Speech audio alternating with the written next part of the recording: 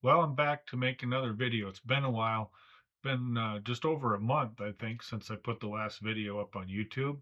I was sick for a while. I had some walking pneumonia. Every time I tried to talk, I'd end up coughing, and I just couldn't make a video that way. So it's been a little bit, but we're here today, and I want to show you how to make a gnome from a block of wood. We're going to go from this to this. Let me show you how.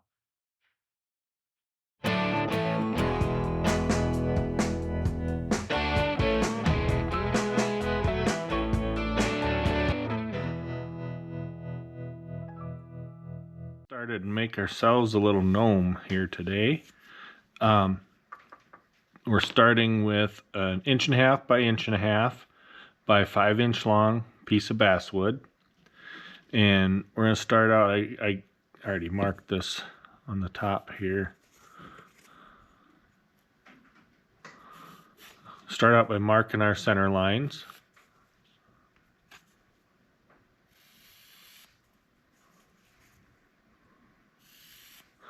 I want to talk about center lines a little bit. I see a lot of people do that. It's generally a good idea. But let's talk about how we can use those a little bit more. You can use them. I want you to think about what the project you're making and the layout. So say we're gonna have, let's start out by putting a couple little marks on here. We'll come down to 2.5 inches where we want his nose to be. Right here. Bottom of his nose, right in the center of the block, okay? 2.5 inches. Okay, now let's think about this a little bit. Do we want just this to be a slender character? There'll be room for everything throughout the center of the block? Or do we want to have a little pot belly on the guy? And if so, we might not have enough wood here to do that with. So do we need to shift everything back just a little bit? I think that's kind of what we're going to do on this one. I want to have kind of a little belly on a gnome with a belly. So let's start making some marks here and we'll just get going. So we got our nose marked out at 2.5. Keep in mind, by the time you get this all down to where it's round and not square, you don't want your carving stand up square when you're done. It's going to be smaller. So we got to keep scale in mind. And let's just say our face is going to be something, our head, I should say, be something like this in size. And we'll have hat here. And this is just for kind of get an idea of the scale. We'll just kind of put a coat on them and some feet down here. So now that we kind of have a rough idea where our scale is going to be, rather than just flat out give you the measurements, I want to show you this process. So I want my nose here. The head's going to be roughly that size. We'll have a hat coming up, tapered. Nice, gnomes have really long, tall hats. We got our body here and some legs here. So now that we have kind of a rough idea there, I want this hat to sit on the head here on the front, and then we'll drop that down a little bit in the back. Doesn't have to, there's no particular measurement or anything. I just want a little bit of an angle. And then we'll just kind of take that across.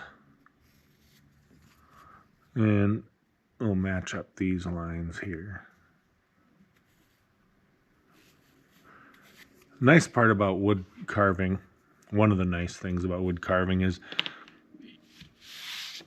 you don't have to be precise in all your measurements and everything. You get because all this is going to get cut away and you're just going to it's going to turn into what it's going to be, right? So just kind of get some rough ideas. Okay, before we get started, you want to make sure you strap your knife, have it ready to go, nice and sharp. Today I'm going to be using my 1.5 inch blade from Badger State Blades. It's just a straight oak handle. I do have some of these available now on our website at huntersmake.com. I'll have that link down below in the description. And just if you're just getting started out, now I've been carving a long time and I still prefer the straight handle. But if you're just getting started out and you're not quite sure, there's a lot of different handle shapes and out there. You're not sure what you want. Start with a straight one. I mean, it's the most universal and basic, I guess. These Helvey knives I have, they call this their Dave Stetson handle. It's a tapered handle, which is, I like that, but I think I actually prefer just a straight handle because this one tends to slide down in my hands as I'm carving.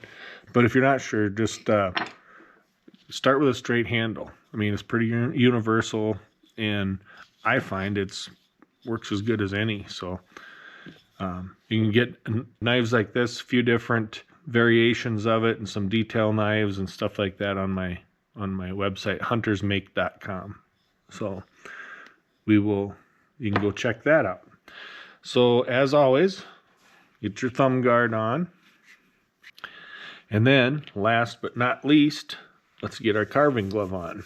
Now these, I've been doing some research, trying different carving gloves, and I've kind of landed on these. This is a claw cover carving glove, and the ANSI cut ratings go from, I don't know if it's A1 or where it starts, but it goes up to A9 is the highest level of cut resistance, and these are an A7, but they're nice and lightweight. They don't seem to snag the wood like some of the cheaper ones. These are made in the USA, and we'll have these on our website as well. Have your cut glove on, your thumb guard on, your knife sharp, and let's get going here. Start with this hat.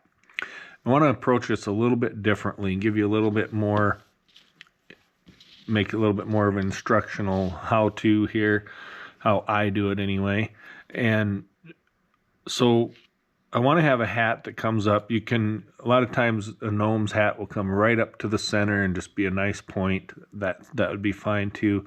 I kind of like to make them where the tip of the hat kind of falls over to the back corner.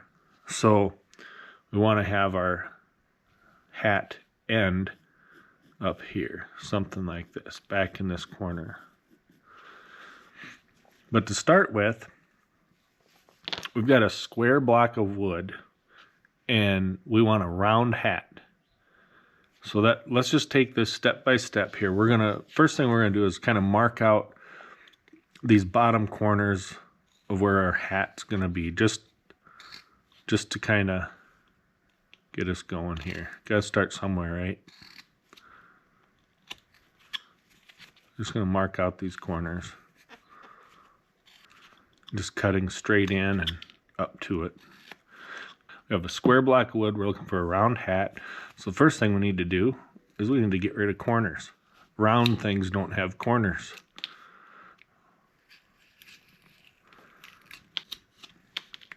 So kind of if you're a beginner, this is cutting this pretty thick just to make it go faster, but you don't have to. You can take smaller shavings and take your time like this.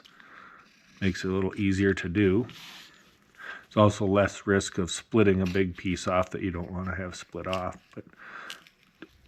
So step one, after you have things marked out. So does that mean it's step two? Yeah, I think so. I don't know. This one. So we're just knocking the corners off. Get them kind of even-ish. Good practice for, those two are the same. This one over here, Needs a little more.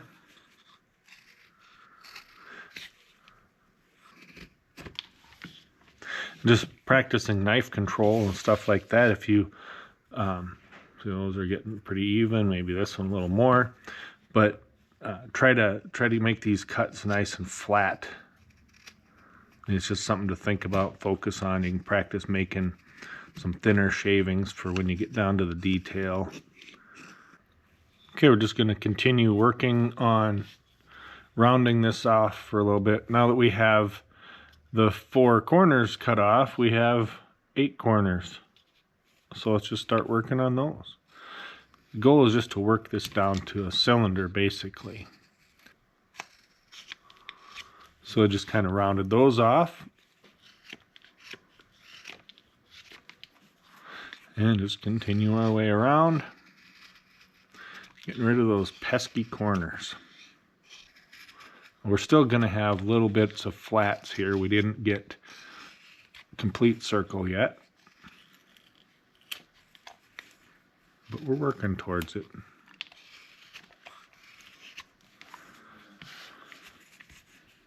Then you can just stop and take a look at the top once in a while.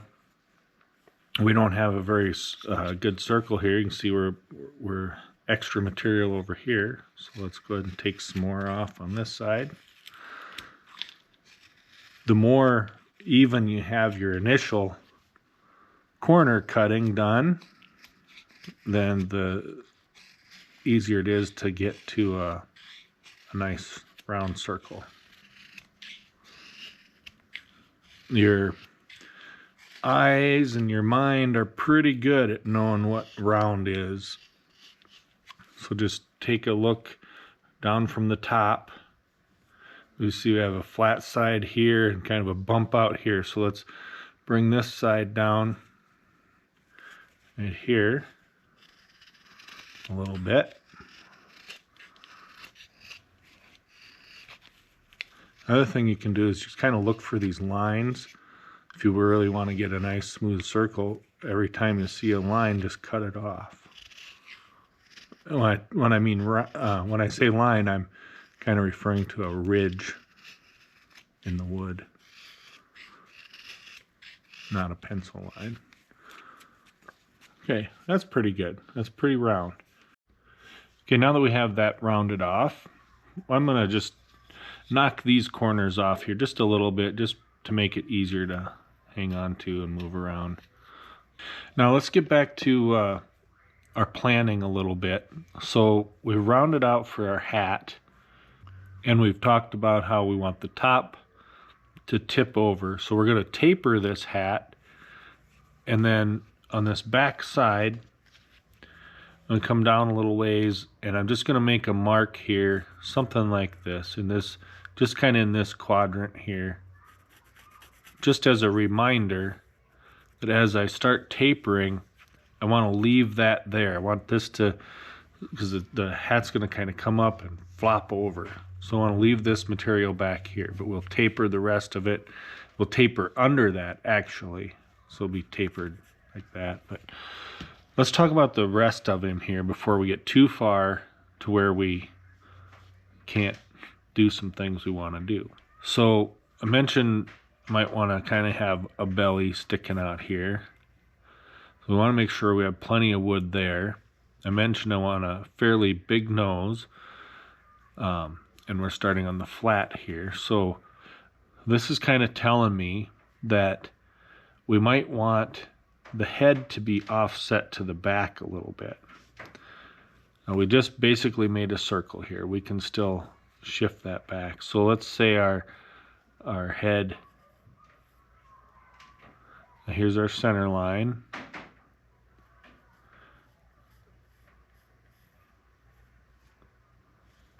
I want our head to be right here. Let's just push that back a little bit. So that tells me we need to bring the front of the hat back and then maybe reshape our circle. And as we come down, that'll give us room to kind of give him quite a belly.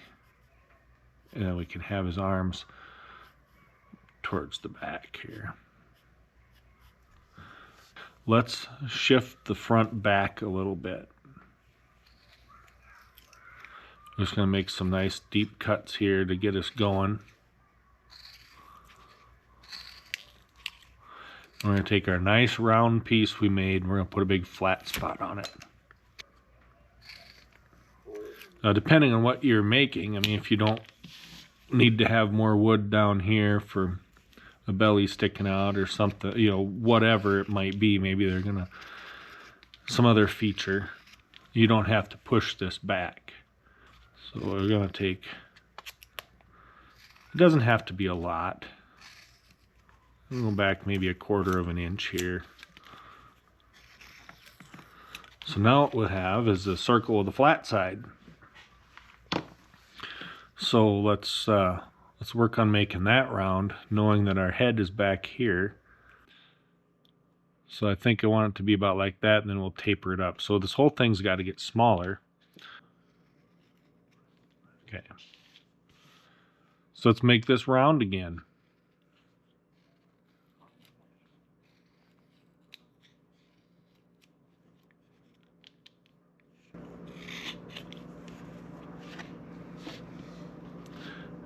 Doing a pairing cut like this up to that, it gives you an idea to, or a way to look at your target as you carve. It's kind of nice. So this quadrant over here, this is the one where the hat's going to be flopping over. Let's go ahead and kind of save the rest of that up there for our tipped over hat tip.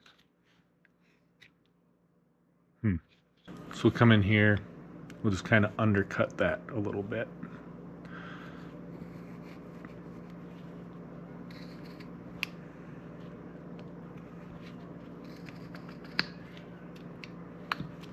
Just to mark it out. Take off a little more these back corners. What I'm trying to do here is kind of get a round spot that's rounded around his head here, so I can draw in the hat line again and then kind of mark that out. Because the next step after that is I want to taper and shape the hat a little more. Draw that in. So here's our nose. We'll have this hat.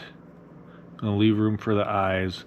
Kind of arch the hat up in the front a little bit and have it hanging kind of where it's sitting, pushing some ears out over here. We want to save room for ears. Just going to draw a box to remind me that we want an ear there, and then we can drop the hat down just a little bit more behind the ears. Let's go ahead and mark that bottom of that hat. Just going to do a stop cut, kind of draw or trace our drawn line with our knife.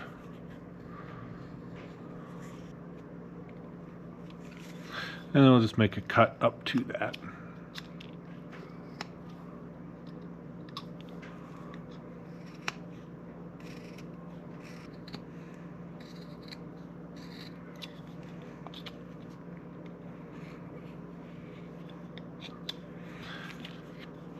And finish up over here in front of this ear.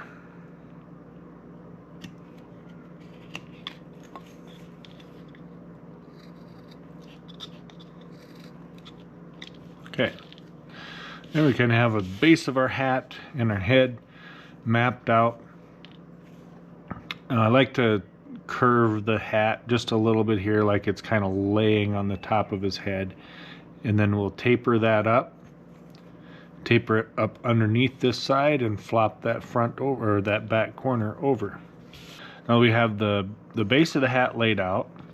What we're going to do is work on tapering this up, and we're going to flop the top over. So we want to start, I want to just do a little scooping right here above the hat, or above the base of the hat, and then we're just going to move up a ways and take down that the top and get the top shaped, and then we'll kind of come back, make the rest of it match up. Kind of like sharpening a pencil, I guess. Just working on the tapered part, and in the front where it's gonna flop back, we can go ahead and start bending it. Take some off of there. Like I mentioned before, I want to taper it up underneath the flopped over part so that as it's coming up, it's all just tapering.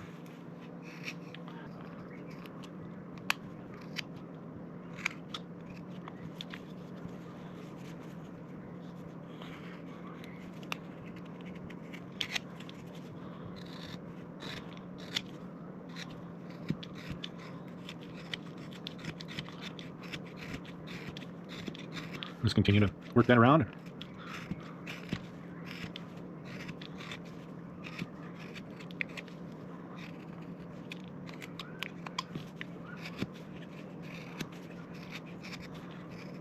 You don't have to have the hat flopped over like that.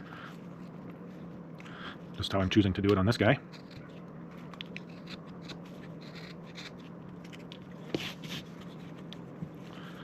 Okay, so it's starting to taper up pretty good.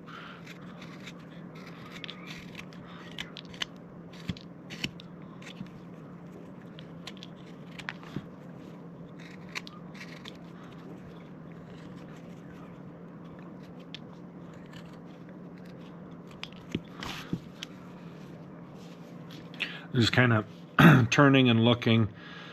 Like this taper here is looking pretty good. Over here we got some more work to do.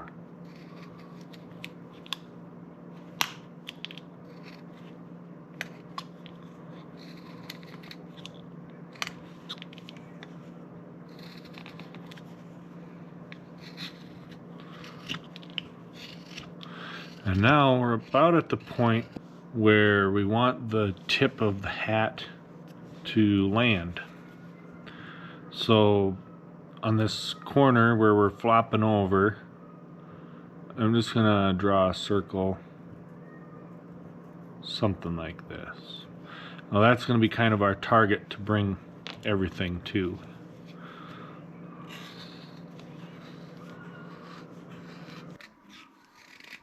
I need to undercut that a little bit more back here.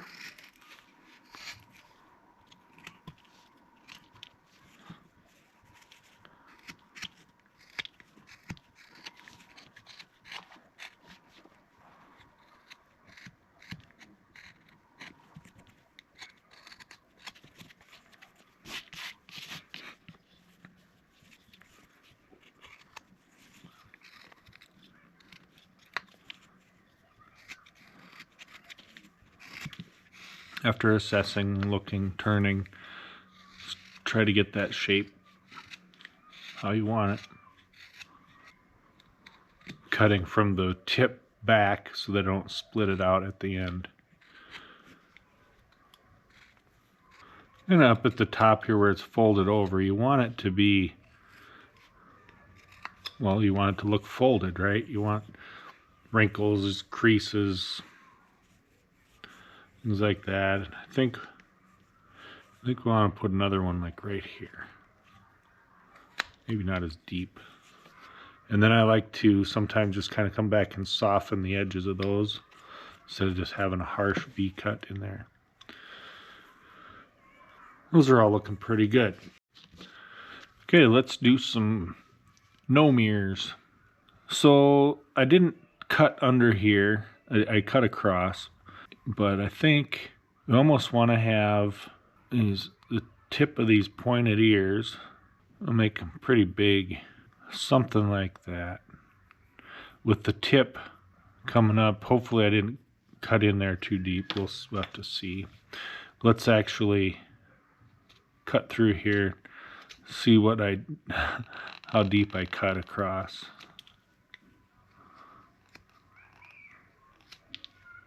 We'll be okay. I shouldn't have cut across there for my ear, where the hat is. But there's plenty of wood there. We can still shape that back around.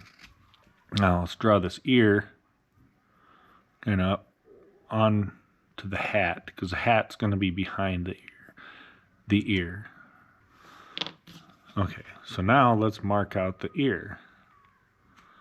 Let's make a nice straight cut in.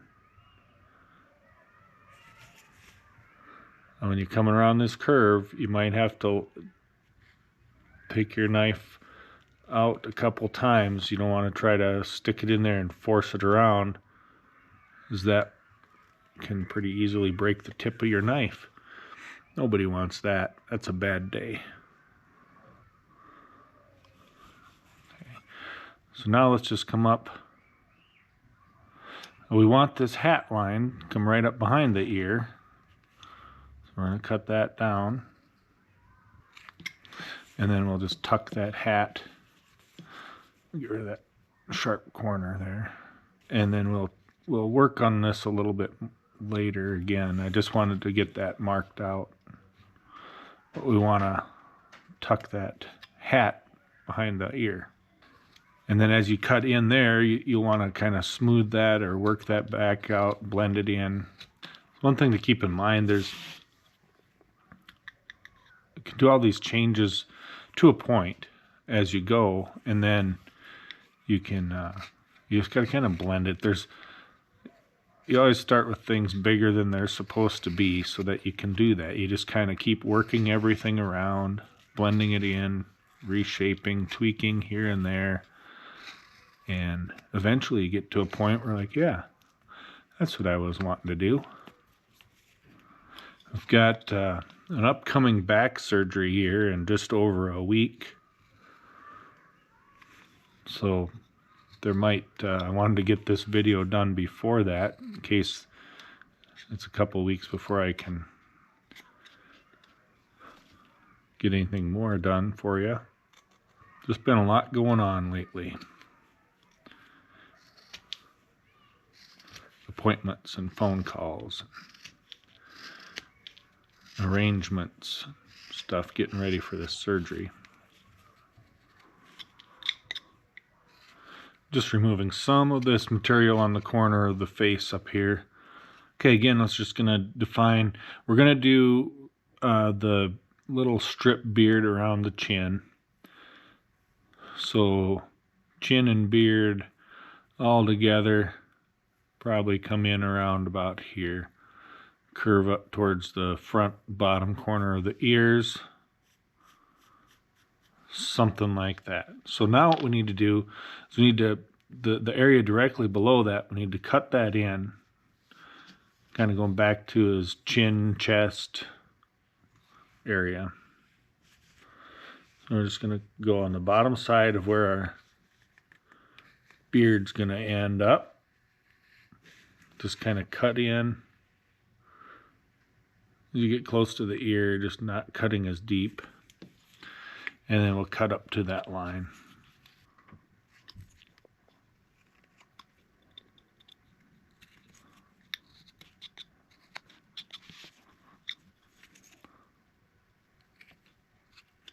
Now we got the chest kind of carved back underneath the beard a little bit. There'll be more.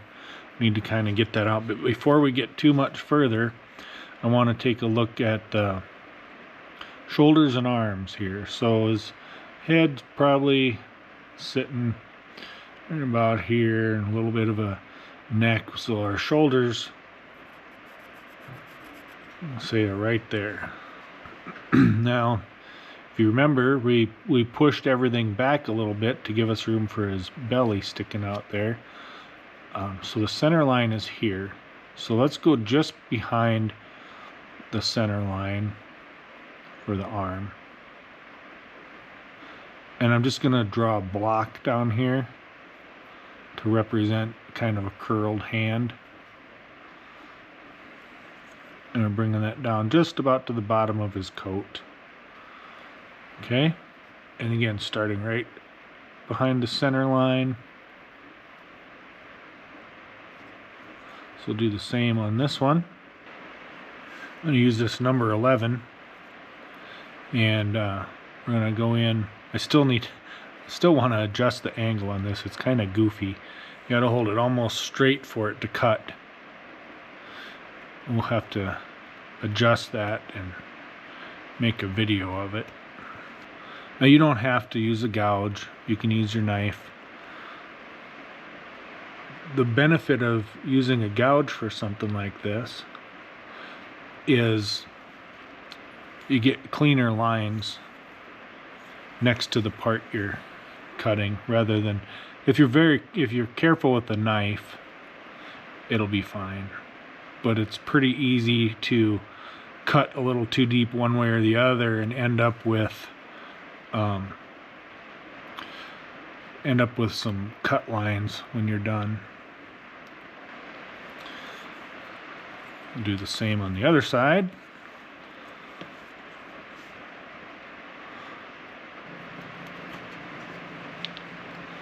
Okay, now let's go back with our knife and bring that down, round it around.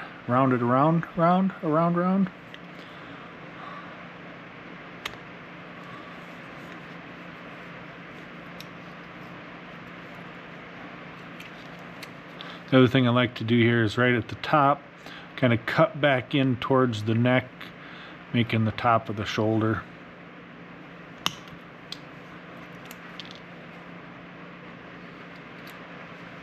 We end up with kind of a little house, almost like a little house shaped piece cut out of here.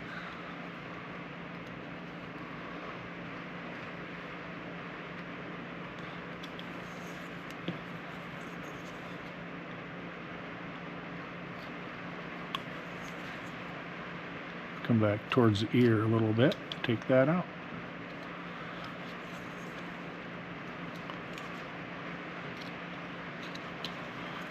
Okay.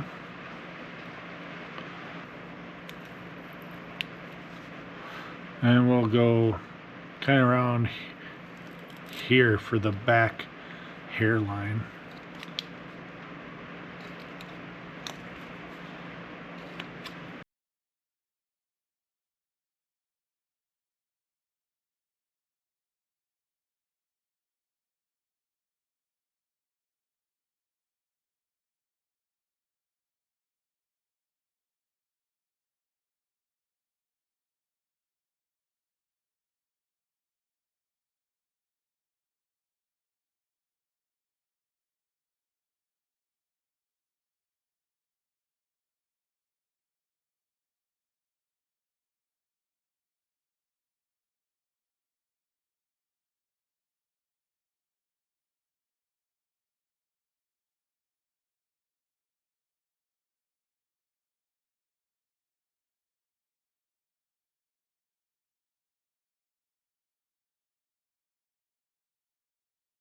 As you can see, we don't have very much depth on the arms, so we'll have to come along beside those again.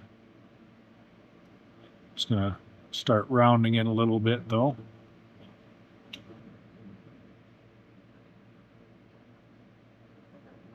Gonna bring that hair line around. Start tapering the back up to it.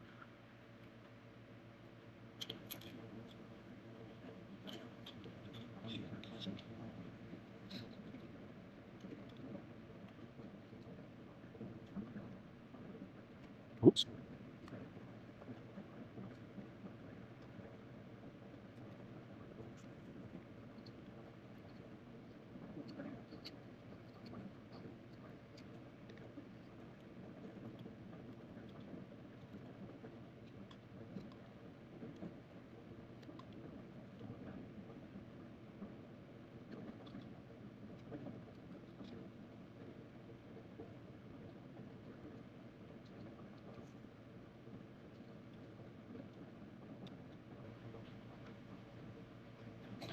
And I notched the hair there a little bit more than I should have probably. We'll just kind of round that back.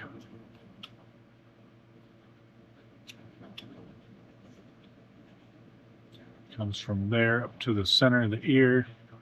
Do the same on this side, because pretty sure a gnome of this stature would have a good barber.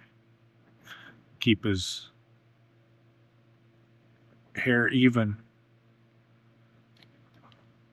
I mean, one could only imagine, right? Now, it looks like we're going way too deep behind these ears, but the magic part is we can bring those ears in. We can angle them back in towards the head, leaving the top out here, which is kind of look I'd like anyway, instead of just flat, like give him so he has some angled ears. So let's get back to work over here. We were trying to clean up around this arm we're starting to develop. Clean up these pencil marks, and then we'll take just a little break here to record some more for my progress window I like to show you guys. Gives you an opportunity to see what's going on a little bit better, because sometimes I got my big hand over everything. It's hard to see what we're coming up with, and I'm flipping it around. So I like to have that progress window up here. Okay, as I mentioned, we definitely don't have the arms defined enough yet. So we're going to take this number 11. I have a number 8 and a number 9 also. This, you could use about any gouge. Get you down in this corner here. This one needs to be sharpened and needs to be reshaped so things like that don't happen. Pushing a little too hard for this, harder than I should have to on this gouge. Trying to get my fingers out of the way. So what happens with this, because of how it's angled, if I start forgetting about that and I bring it down to where a normal angle would be, what happens, it'll just break off and jump through like that. And that can be both dangerous and, you know, if you don't have your fingers out of the way, or it can kind of damage your carving a little bit. So a lot of times you'll see me put my thumb behind here. I'm only doing that because it might be kind of hard to see, but the angle, in my opinion, this wasn't ground right when I got it. I've only, you know, touched this up with the strop and stuff before, but I think I want to regrind that a little flatter. But if I keep my thumb under there, that prevents me from I want to flatten it out and use it like I use all my other gouges, but this one just won't work that way. Okay, we took that down some more. I think we're just going to go a little bit at a time. We'll probably want to do it one more time, maybe. We'll see how it looks. But like I was saying, if you start with 1.5 inches wide, and you think about it, you want a good, it'd be nice to have these arms sticking out away from the body a good 1/4 inch. Well, one on each side is 1/2 inch. Well, now you're down to 1 inch of wood. You got to round it a little bit. So I guess just kind of keep all that in mind when you're planning things out and figuring out the scale. As I mentioned, we're just kind of, we're scaling things down because we want the arms to come out, but it's always interesting how that affects everything. You know, we've been scaling and rounding the body, but when we do that, our feet were sticking out to the side, so we're going to have to make those smaller as well. But that's okay. You can always make them smaller and shape them as you go, even if you have to shape them 2 or 3 times. That's all right. If you're new to carving, or if you've been carving a while, if you're a knife only type of person, which nothing wrong with that. I carved for years just using a knife only, and you always seem to find a way to make it work. And there's something about that too. I don't know exactly how to explain it, but maybe it's not even your intention. Sometimes I'll just start carving and I don't ever pick up another tool. I just do it all with a knife. But there's something nice about that. I don't, you just kind of, you don't have to think about stuff very much. If all you have is a knife, you know you're going to use a knife.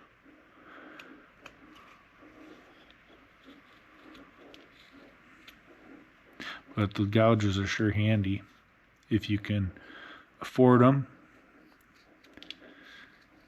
Flex cut has, actually I've been pretty impressed with some of the flex cut gouges.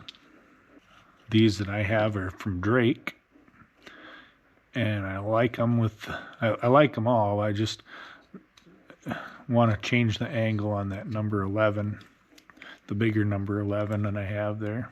I think we're going to have to do round 3 for the arms. I just don't think they're sticking out enough yet. Okay, we got to bring this side down, get rid of that groove.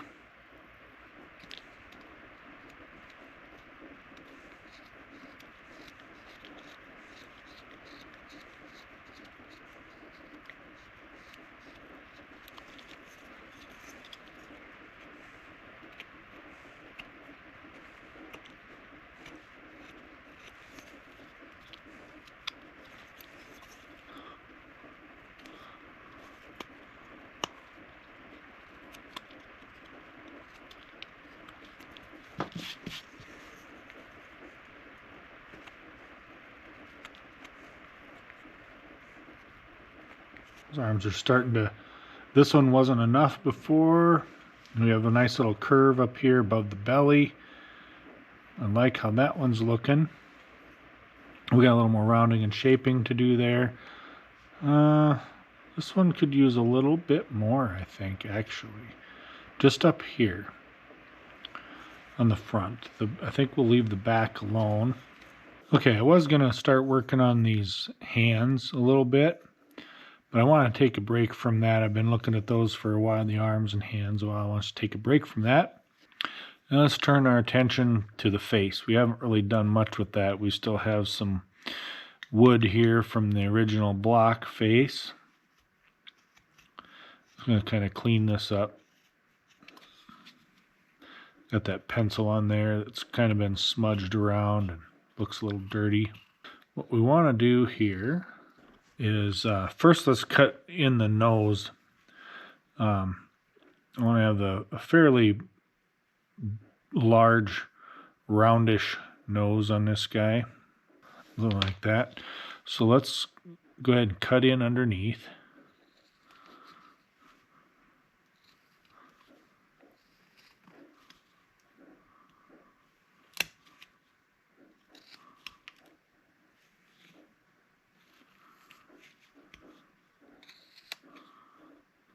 Cut up beside it a little bit. I'm trying to preserve this out here, not cutting too much away from there, just to make so we have a nice beard, chin beard.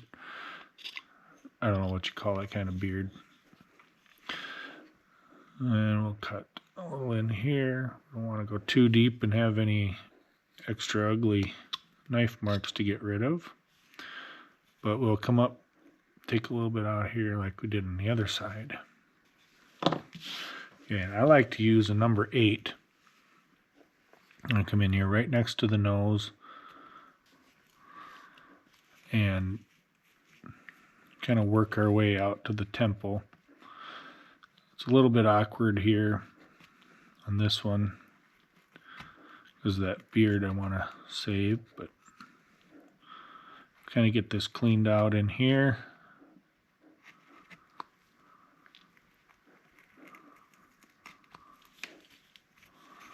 Do the same on the other side. Okay, we'll start rounding some stuff off here. Well, before I do that, I want to go, usually come right in here, front of the nose, come back into the forehead a little bit. And then we can kind of cut that out, round it up.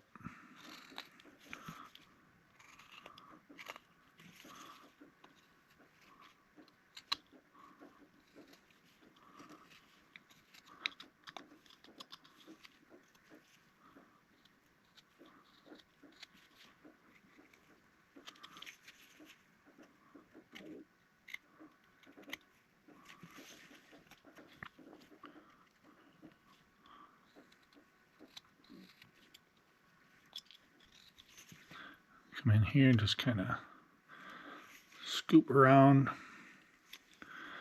and down. Trying to leave a considerable amount here for some nice chubby cheeks. Okay, let's see if we can clean up this eye socket over here a little bit. Getting hard to get in there with the hat there.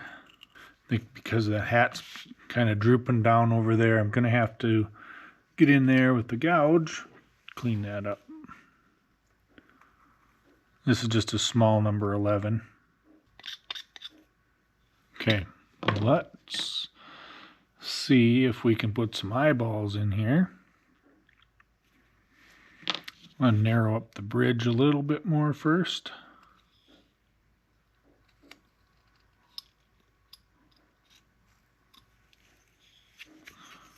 And this side as well.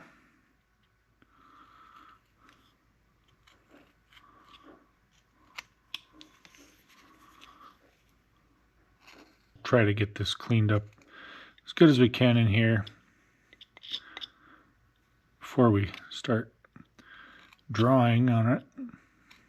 Okay. So let's just make some eyes in here. Something like that.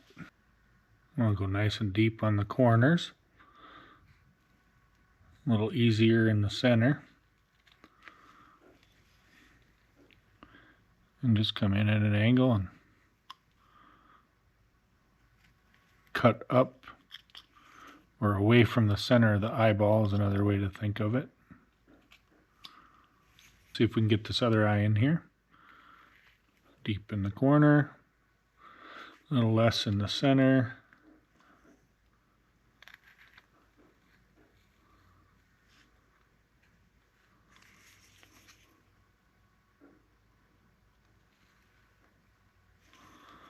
Okay, and then we'll just do like we did on the other side.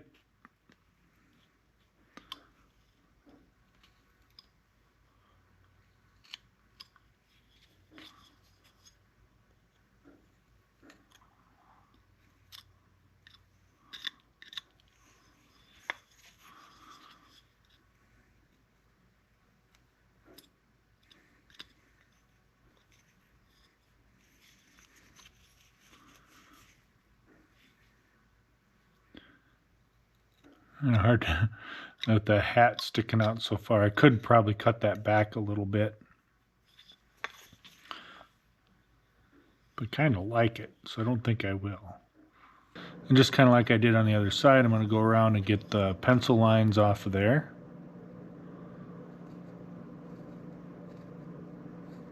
And then in the corner, I usually like to clean that up a little bit better over to the edge of the nose. Just trying to undercut this hat just to kind of make it look like it's kind of floppy hanging down over here.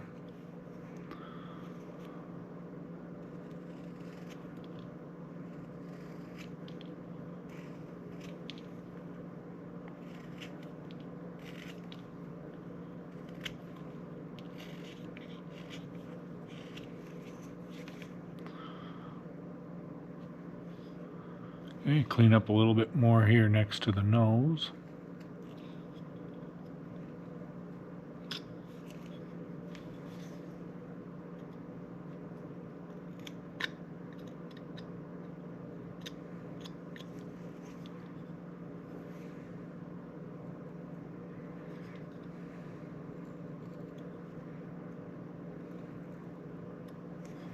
This tiny little piece wedged in here. Come on out of there. Okay.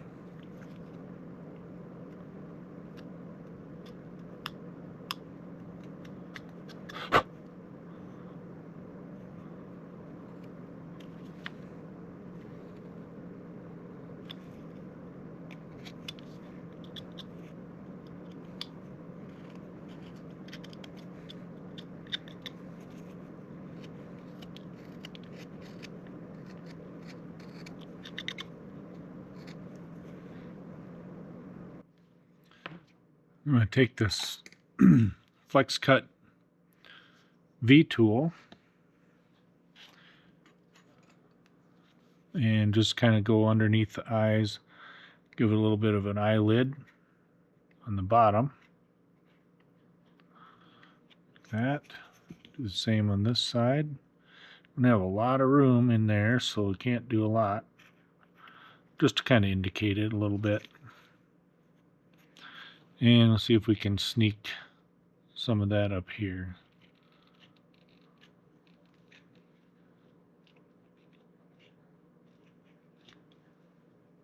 There we go.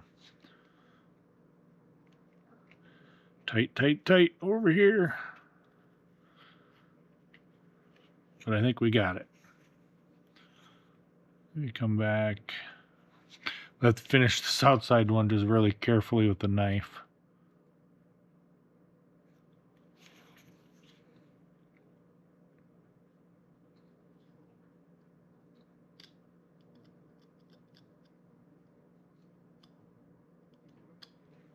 There we go.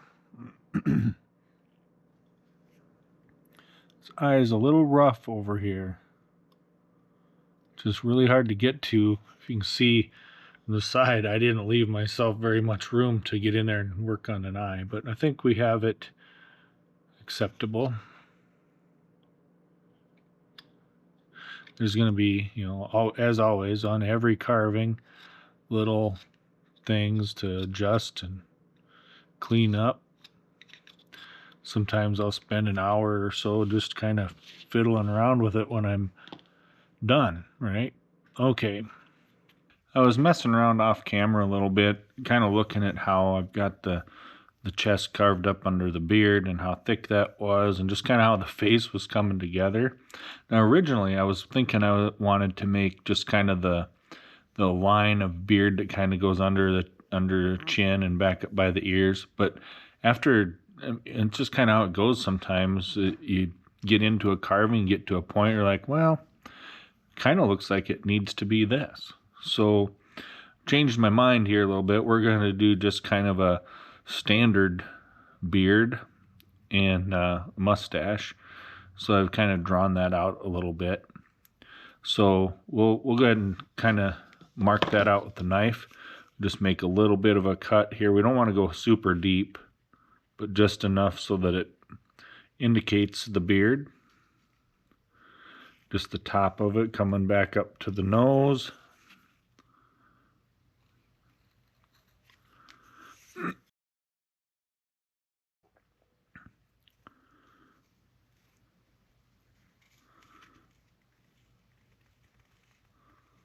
And bring that all the way up to the hat.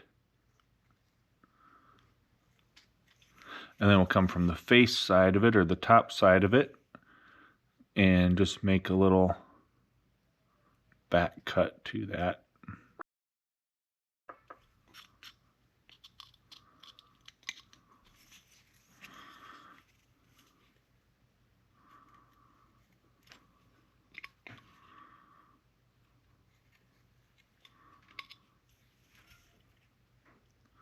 That also kind of helps bring those cheeks out a little bit, separate them out a little bit.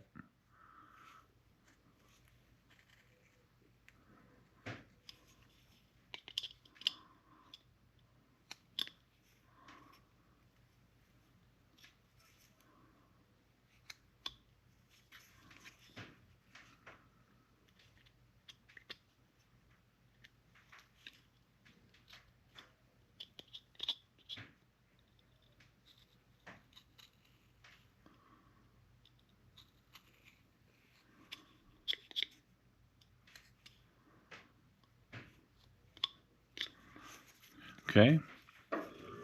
And then what I like to do, for a couple different reasons, I come back, one, to clean up my pencil lines, and the other is to just kind of smooth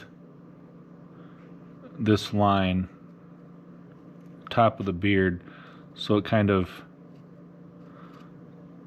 you know, if you think about how a guy's beard starts, it doesn't smooth face and then boom, boom, a square chunk out, it's kind of tapered to nothing. So just cleaning up pencil lines, real thin shavings.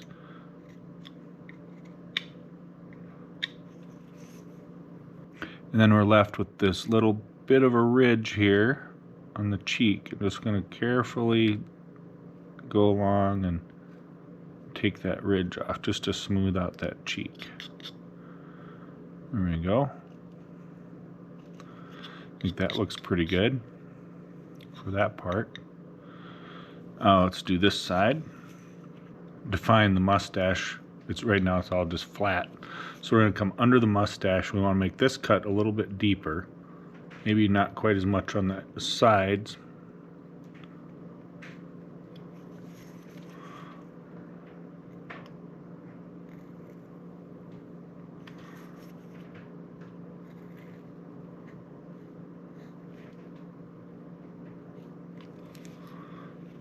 And we'll come up to the bottom of the mustache.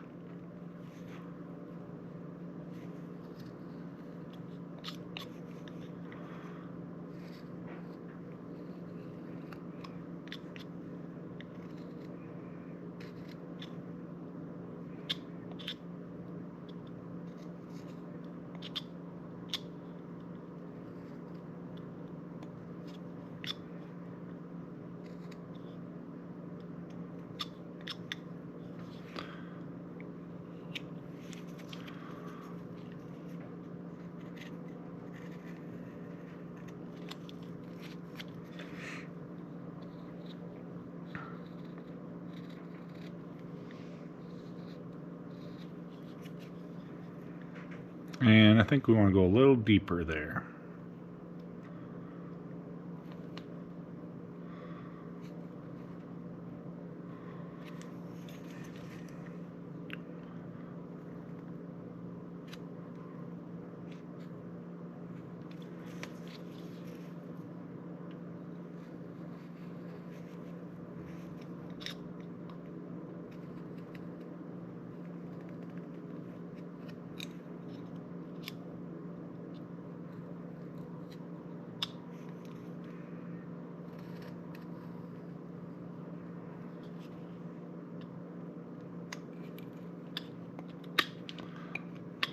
Went a little too deep up here, kind of erased my beard line. We'll have to cut that in again.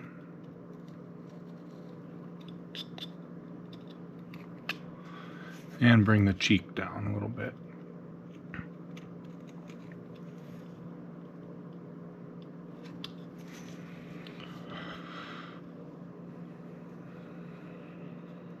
Kind of have uneven beard or uneven mustache. We're going to take a little off this side.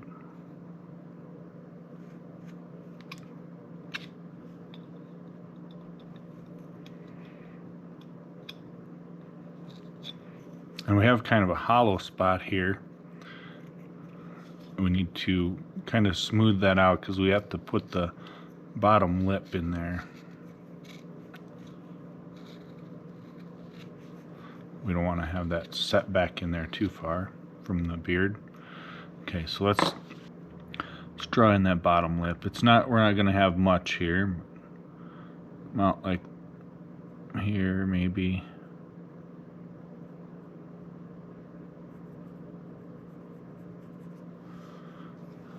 Something like that.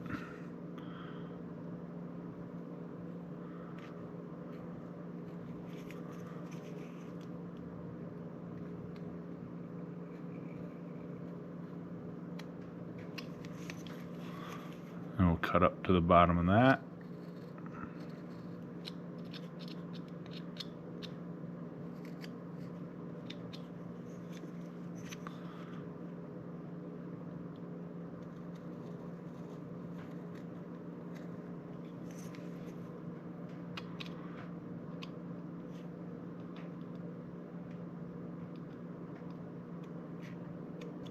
I'm going to take this V tool, if I can get it in there, kind of clean up under that lip.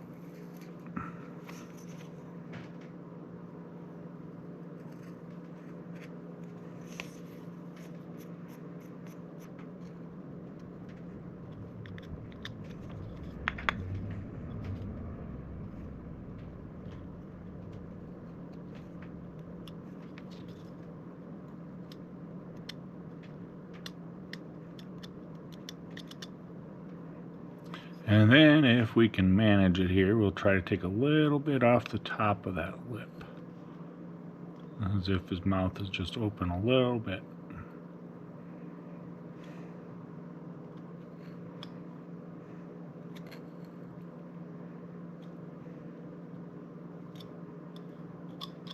There we go.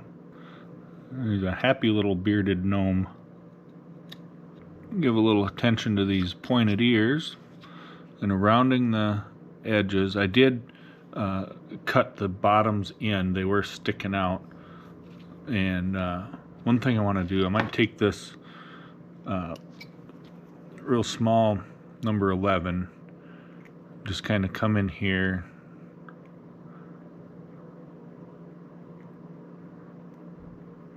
try to carefully clean up in behind the ear.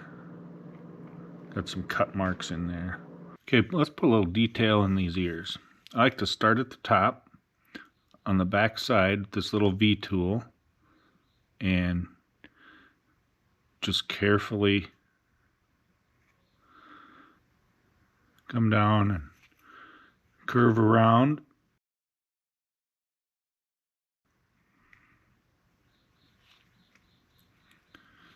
And then kind of leave a little more for that earlobe and kind of come out the front. Okay, and then start at the top and come down the front.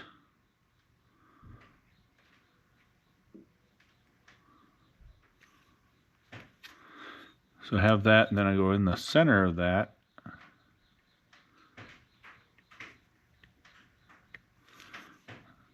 Take a little bit out of there.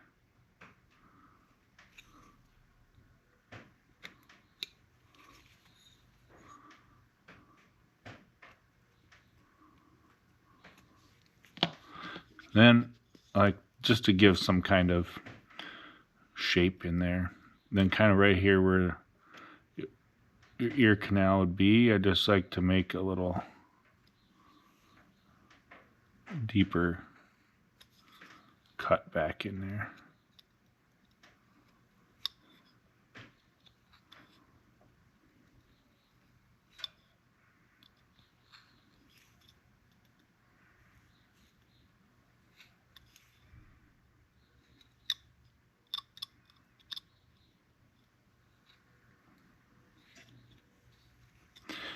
And then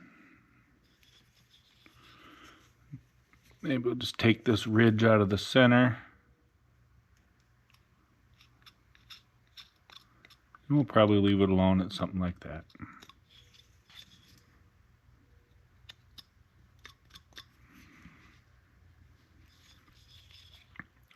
I could bring this front part down here so it kind of comes to the little flatter. And there. I think that looks like a gnome ear.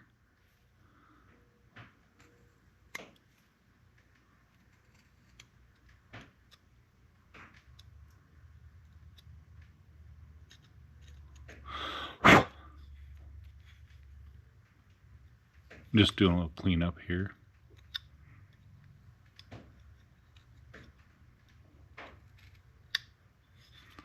Okay, let's do the other side.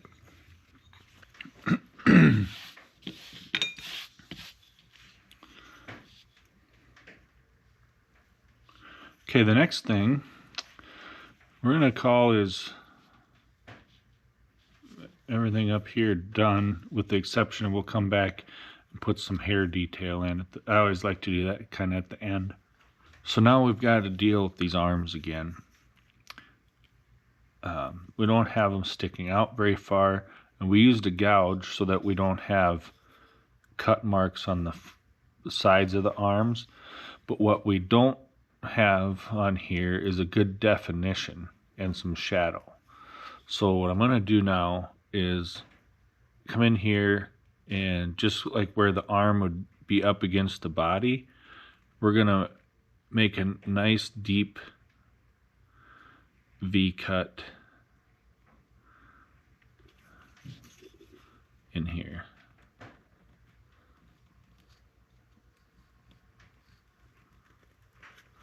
just to give us some definition and some shadow. See how much difference that makes?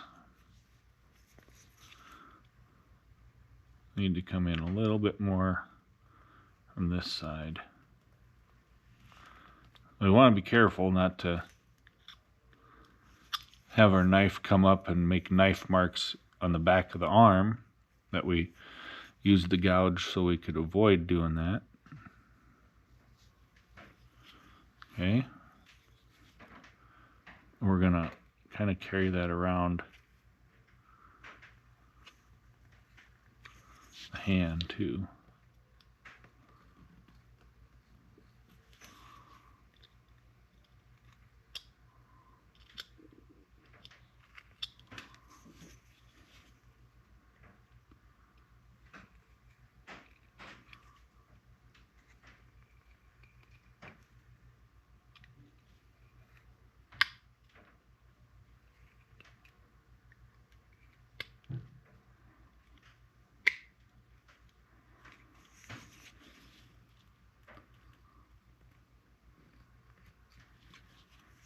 I mentioned this before. You see me on here. I'm not prying with my knife. I'm not rolling it to get those chips out. Come in here and sometimes I'll just push down, kind of dragging it out. Okay, let's go ahead and do that on the front.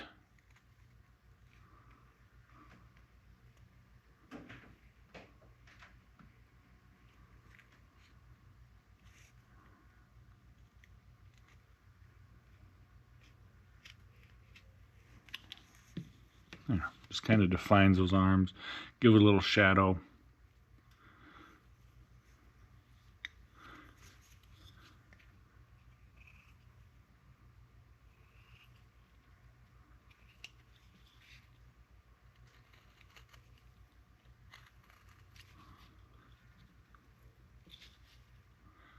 Just trying to define the wrist a little bit better here where it goes under the hand.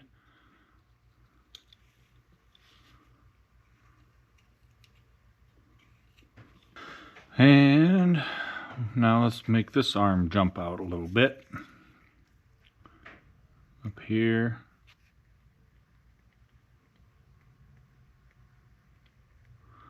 Just kind of following the outline of the arm and hand, cutting back in towards the body. And kind of lay our knife flat, a little bit angled towards the body.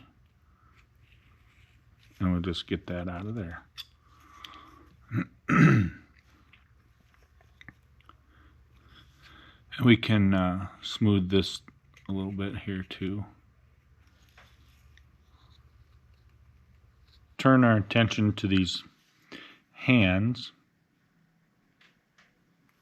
Now we want to have just kind of like you're holding your hand loosely. So we'll have the main part of your hand here, and then a little angle back down with some fingers showing, this part of the fingers, and then the thumb will be forward but next to the body.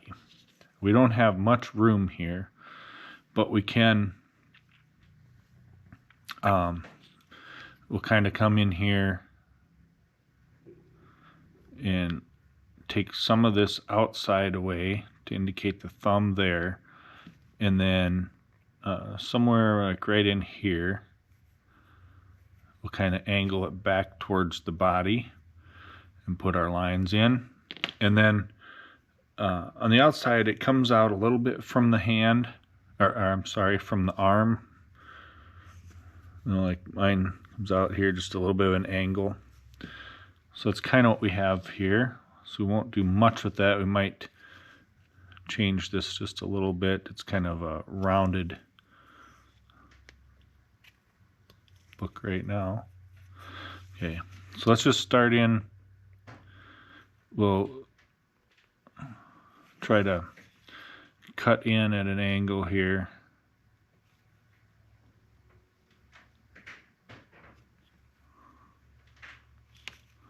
Just for that knuckle line.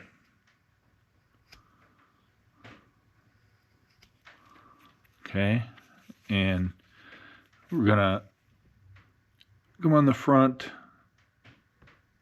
kind of split that in half, and just take away that outside a little bit.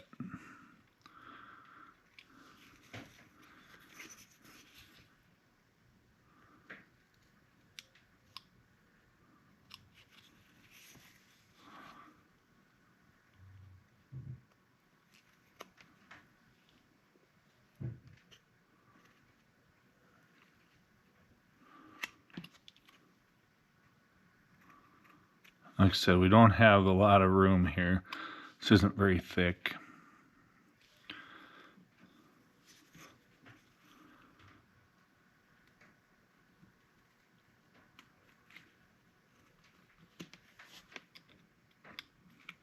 But we have enough, I think we could indicate the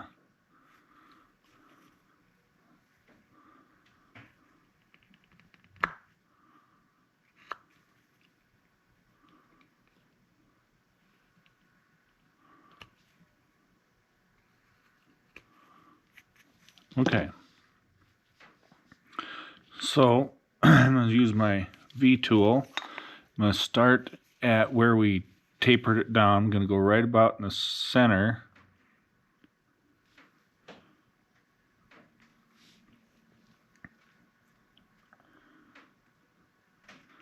I'm just going to start lightly, just kind of to mark these out. Do 1,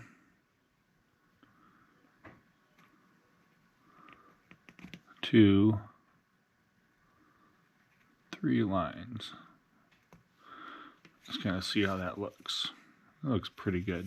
So you might want to go just a little bit deeper, not much. And then right at the end, we're gonna, well, that one kind of busted out, so that's okay. So right at the end, I want to kind of come in towards the body and turn those down. Now,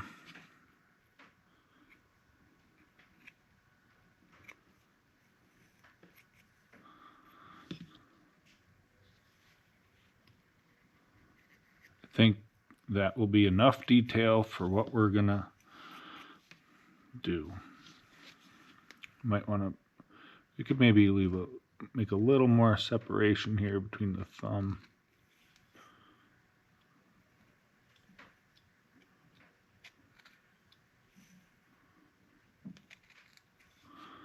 Got kind of a pointy thumb.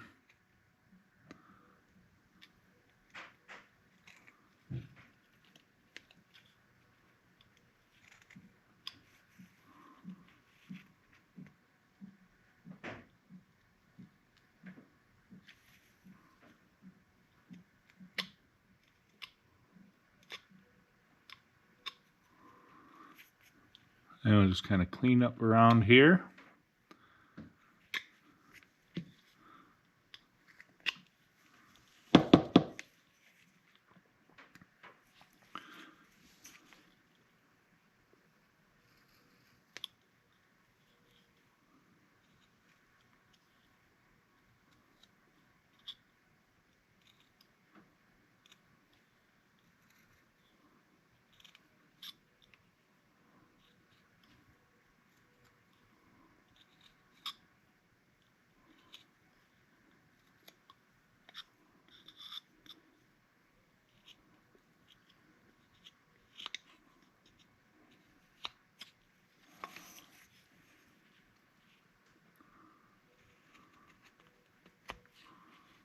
Just doing a little cleanup. Okay. Little pencil mark here. That.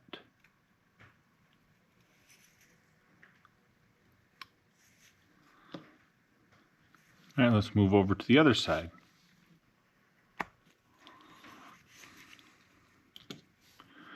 And we'll see what we can do for shaping some of these up a little bit. Got some ridges over here on the pinky finger.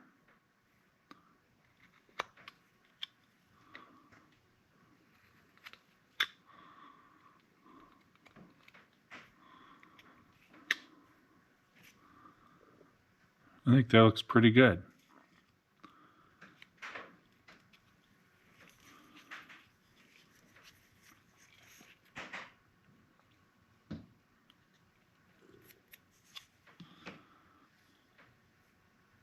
A couple things I want to do on here is want to clean up the feet a little bit. They're not too bad on the front.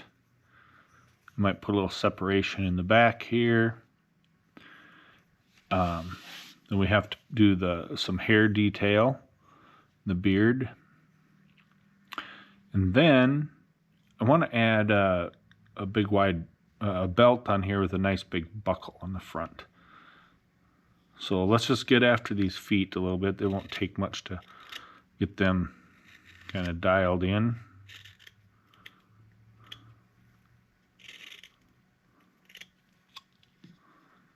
Just trying to balance them from the front.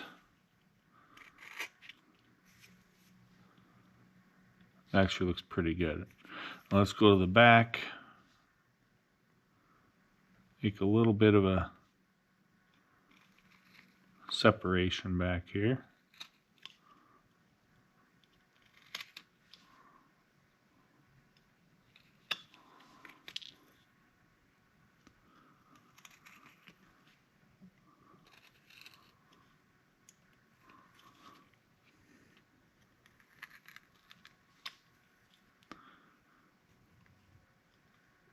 And we'll just carry that up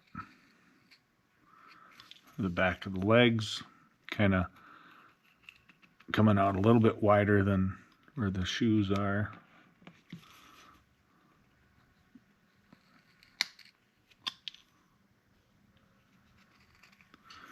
And we'll just kind of clean that up.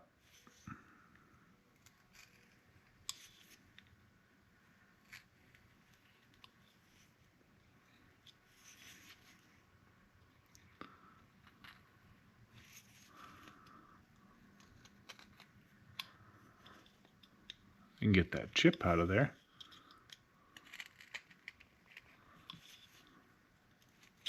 There we go. And around the back of the legs up in there.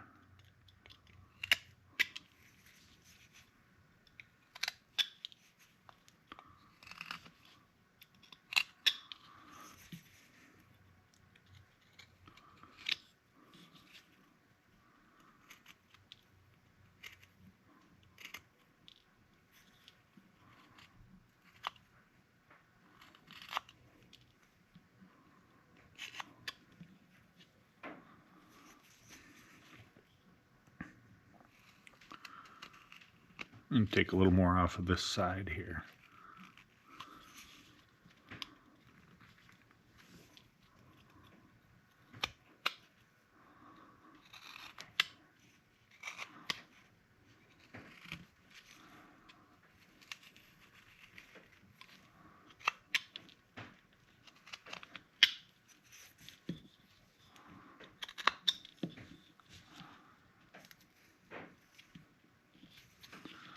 I think that looks pretty good.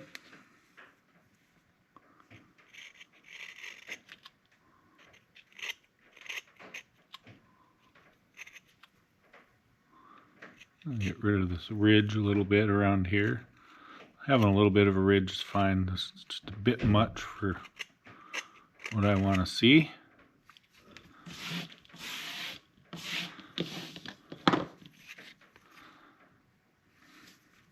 And if we're having shoes on here, I like to take the V-tool and just kind of go around,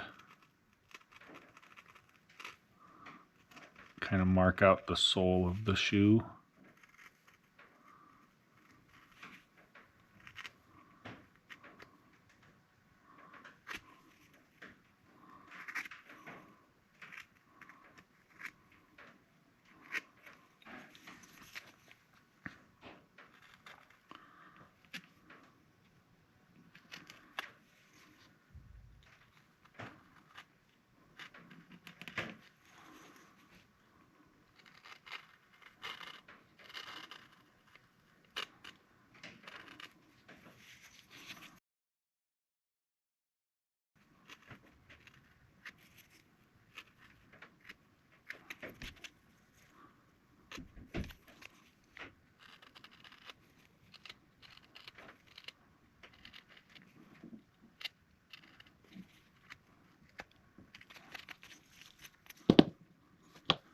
kind of smooth that down a little bit wherever we need to. Straighten it out a little bit with the knife. Like on this side, it looks a little too, like the top part here sticks out a little too much. Just take a little bit off. Just these little fine details. This is the kind of stuff that I could mess around with for hours. We won't do that on the video because that just gets to be too long.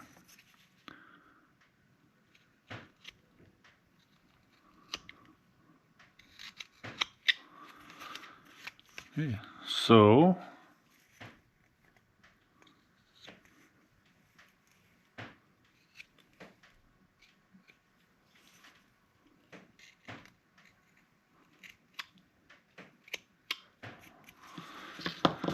okay, what else do we have left to do?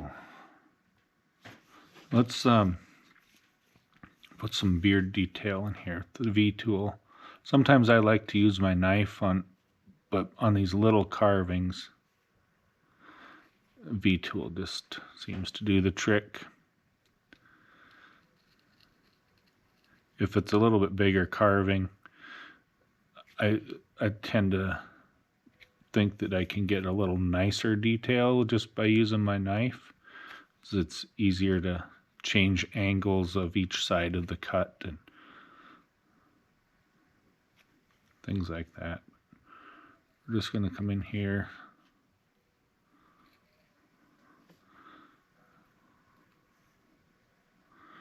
Try not to make any real straight lines.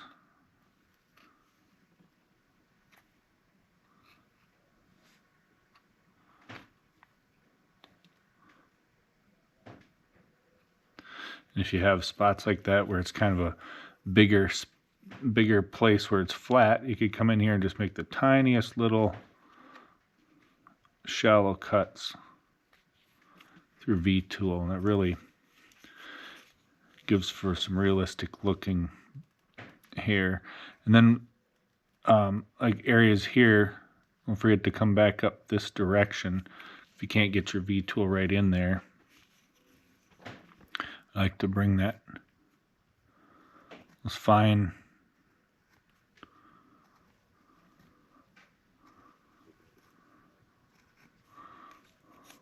little detail right up to the edges of where the beard starts.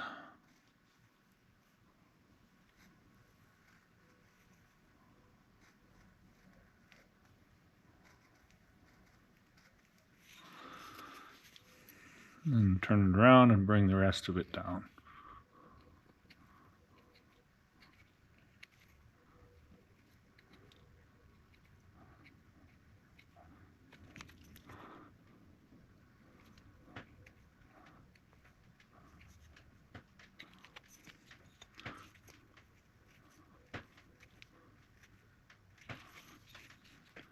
Again, up here where we couldn't come down, we'll just go up.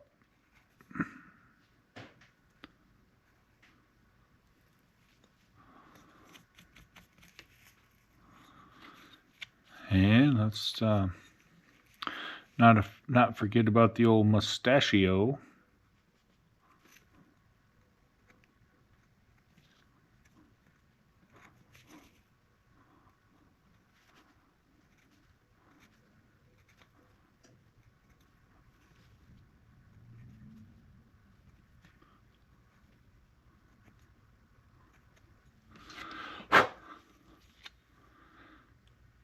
That looks pretty good. I see some, it's hard to tell if it's grain or if I got a little knife chatter in there. Funny little lines on his cheek.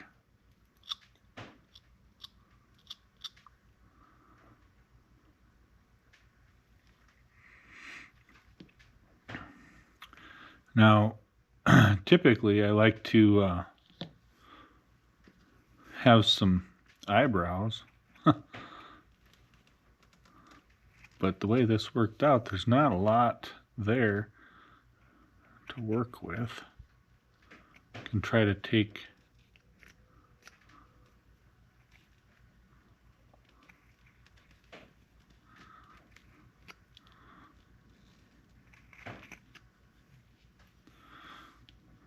This one kind of broke off earlier. I hate it when your eyebrows break off.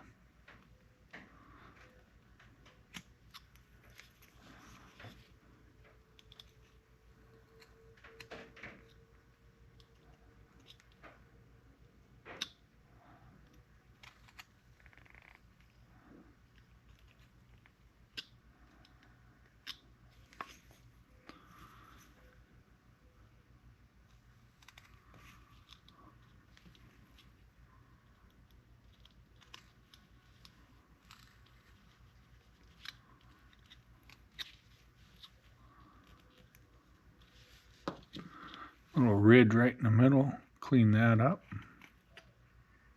We're close. Just going to put some hair detail on the back of the head here on the hair. It could be a little straighter than the beard, I think.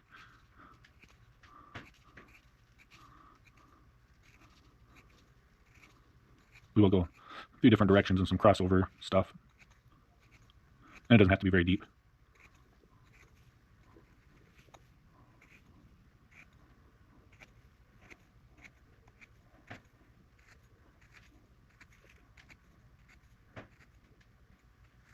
And sometimes it's best not to, just don't overthink it, especially on the back of the head. Something like that.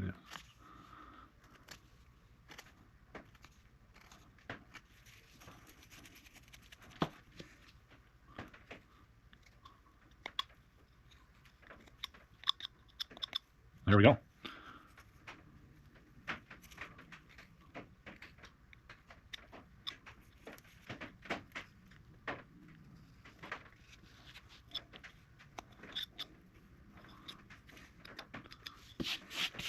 Okay, we got our hair detail in, our hands are done, our feet are done, the face is done. I think the only thing left I wanted to do on this one is I want to have a belt going around here. And I think we'll put it in a nice big square buckle on the front.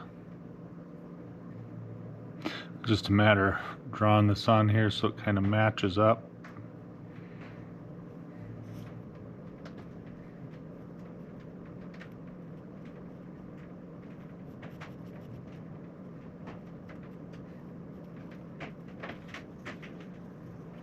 I think I like that.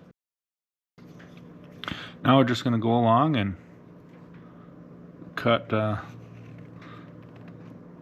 our lines.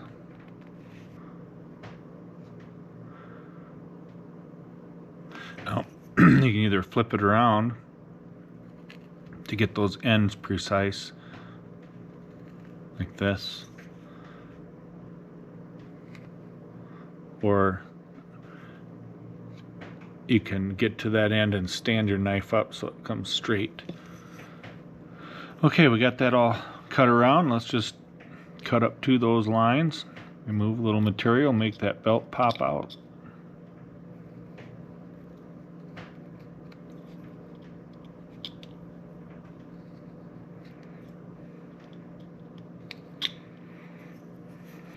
I think coming just kind of a short angle up to it is good. It's kind of like it's cinching it up there.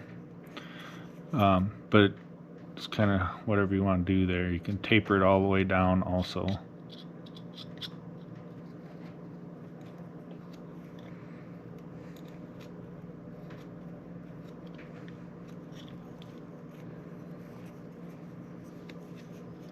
I just got to do the top on the front and inside the buckle.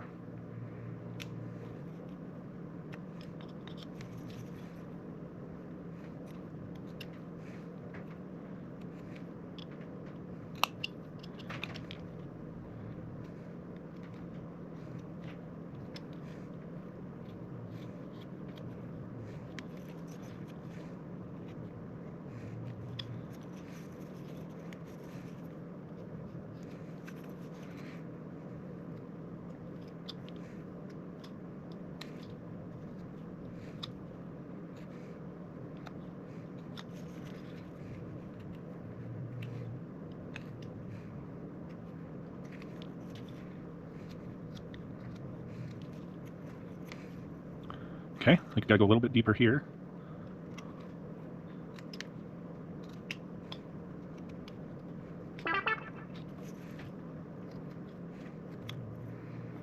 Okay, that looks pretty good. Now I just gotta come in here and take a little bit out inside the buckle.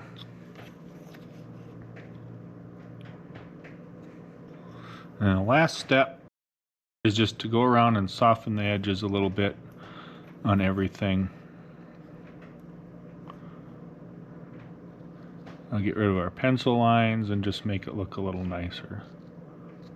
We're not taking off much, we're just kind of knocking off the top corner. Oh, we gotta bring the belt down so when it leads into the buckle, you can see a height difference here. Okay, we got, I took a little time, kind of cleaned up some little whiskery stuff here and there, and let's get ready to paint this guy. In preparation for painting, I like to put an oil on here. It just helps the paint kind of go on more evenly, and I just like the look of it, and it helps protect the wood a little bit too. And I use this Terra Nova Nature Oil.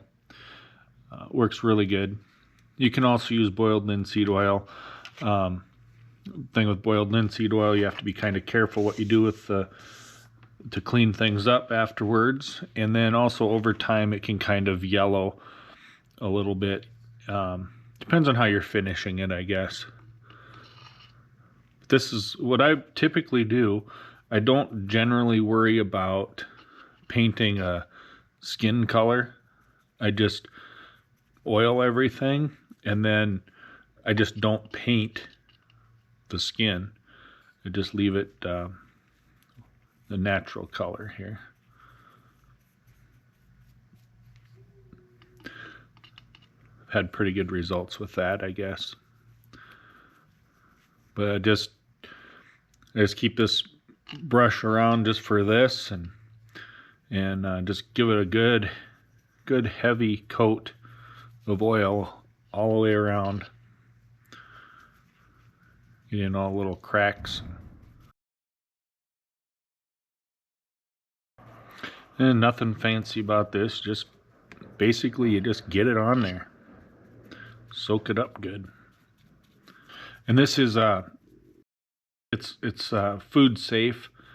It's meant for cutting boards, butcher blocks, things like that. So it's pretty friendly. You don't have to worry about getting it on your hands or whatever.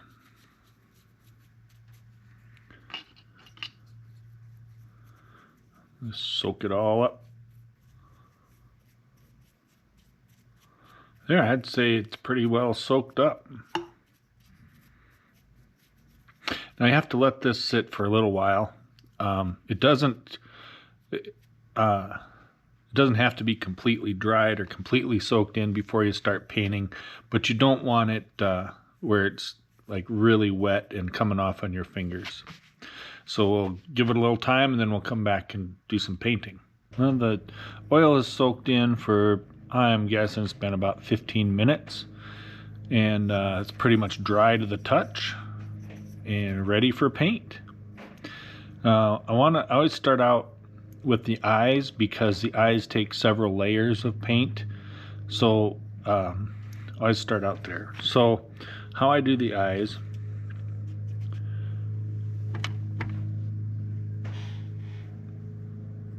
is, I've got these dropper bottles I use just to drop a little water on the paint, thin them out. But for eyes, I'll shake up some white here, and I usually just, it's one of the few times I'll use just the solid paint is for the eyeballs, and I'll just get a little bit of white paint on there and go in here and carefully paint the eyeball.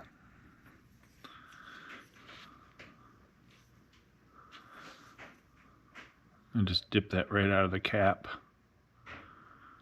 And these are just acrylic paints.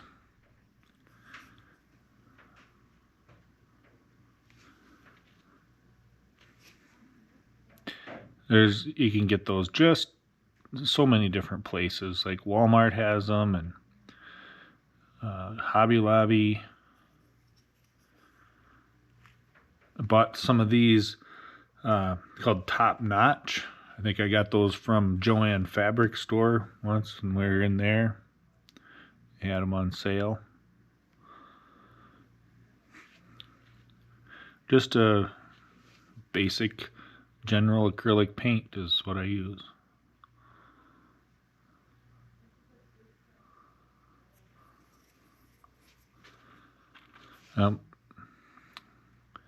Most of the time I do pretty good. I'm kind of steady. So I've been having my daughter paint some of my carvings lately, and she does a really good job. Or she can see better, and she's got a steadier hand. Okay, now we got the white of the eyeballs done.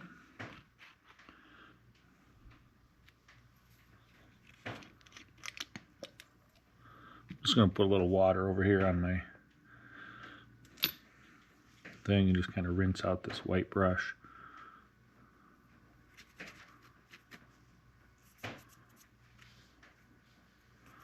Okay, another tip. This is just a piece of glass out of a cheap picture frame. Works pretty good for mixing your paints or thinning them down. The nice part about it is it allows you to kind of see through the paint, so you can tell how thinned out you're getting it. Okay, now what I usually do is pick like a bigger area to paint, and I'm gonna do the hat. Now, I was reading about gnomes because I like to learn about the different things I'm working on. And they say most of the time their hats are red, and I've seen gnomes with different color hats. It's fine. But one thing we're going to do first, I'll actually use this brush I just used on the white. I'm going to put I'm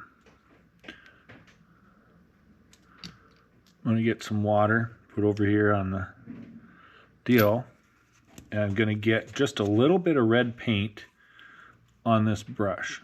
So I got a little puddle of water there.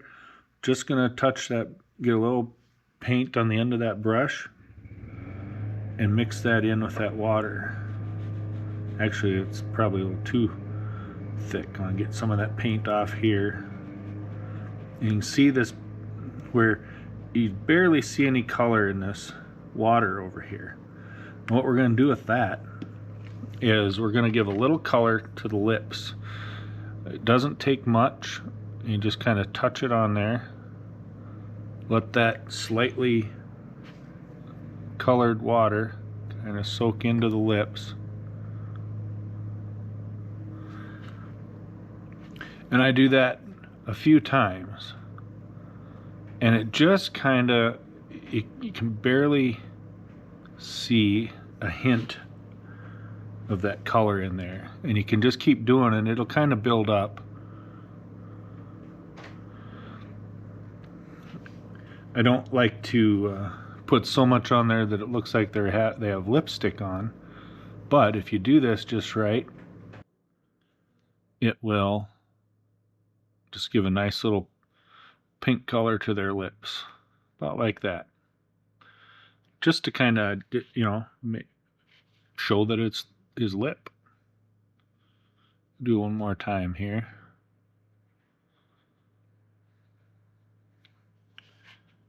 It's really soaking in. I'm going to get just a little more paint on there. Do it one more time. There, like that. And you can even kind of do that a little bit. Rub your brush out on the cheeks here.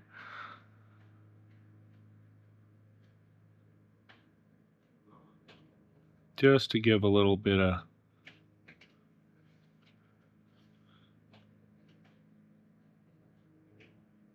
red cheek look without being crazy. It's pretty subtle, but it's there. All right, now what we're going to do is we want to paint that hat. We want that a little bit more red. So we're going to take, in that same puddle of water we have over here, just going to put another drop of paint, and then we'll probably add a little more water too.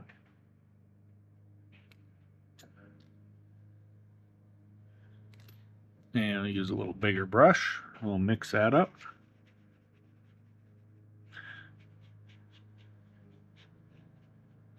You want it pretty watered down. I think this is almost too thick still.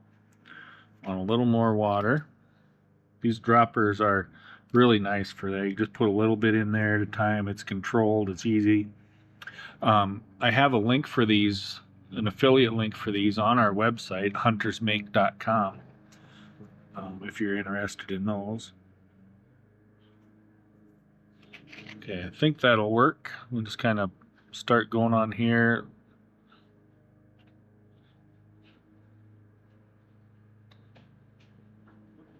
And you can see it soaking in. Once it soaks in, you can see the wood grain behind there. And that's what I like on a carving. I want to be able to tell that it's a wood carving, not just a 3D printed piece of plastic.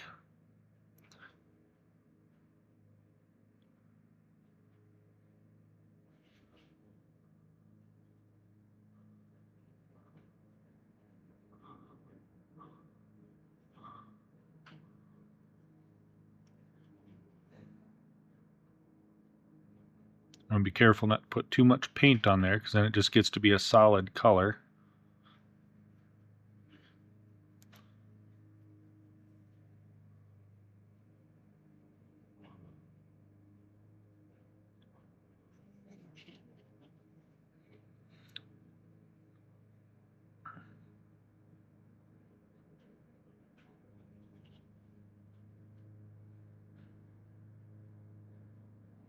A little bit close to the ears, we want to be careful to get just the hat, not the ears.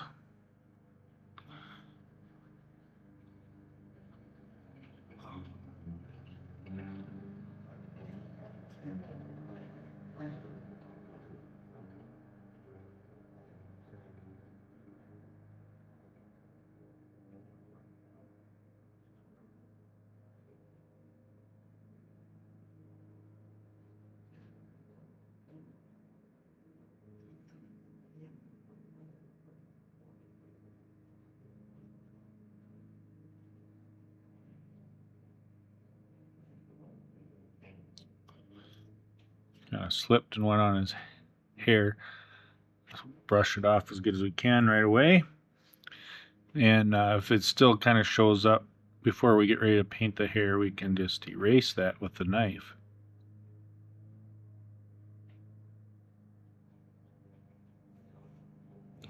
And just kind of keep going around, putting a little bit of paint in here. I usually try to get it to where it doesn't look blotchy, but not in that it's colored. But like I said, I don't want so much paint on there that it doesn't look like a wood carving anymore.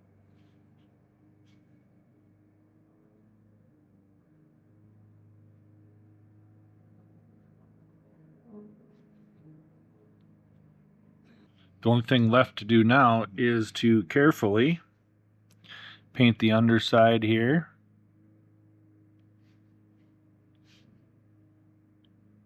Without getting it on his face.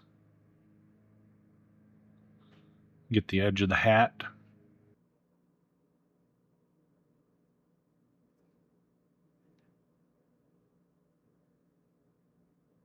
Okay, I decided I'm going to give this gnome some brown eyes.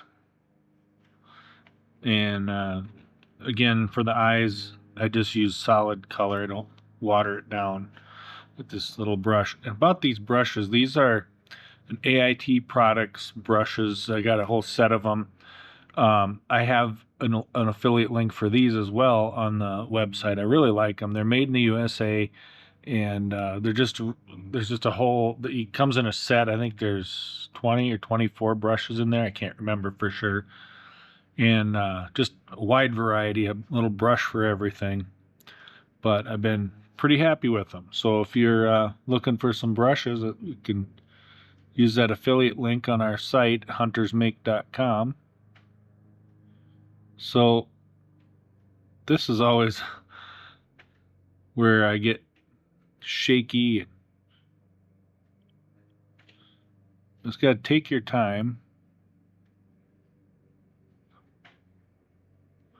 and get some pupils in there, or some irises in there.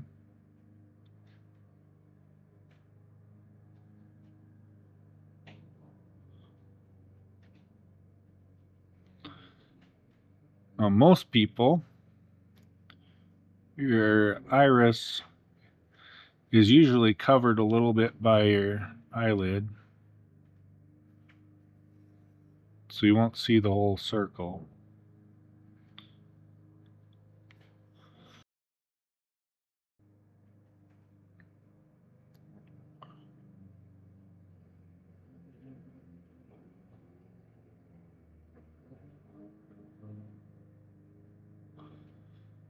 Now, trick with eyes when you're painting them is you want them looking in the same direction. It's hard. Sometimes you can intentionally have them looking off to the side is a little bit better than straight on in case you don't have them perfect. This one's pretty centered, maybe just a little bit off to this side. So we're going to try to copy that on the other side.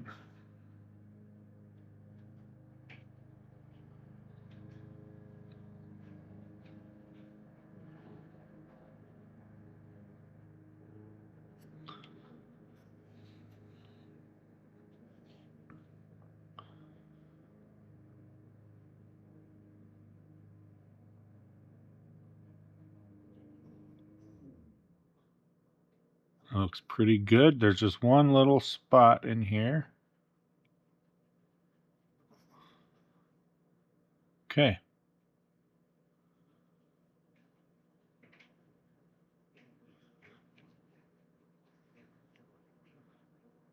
Try to get just a little more down in here.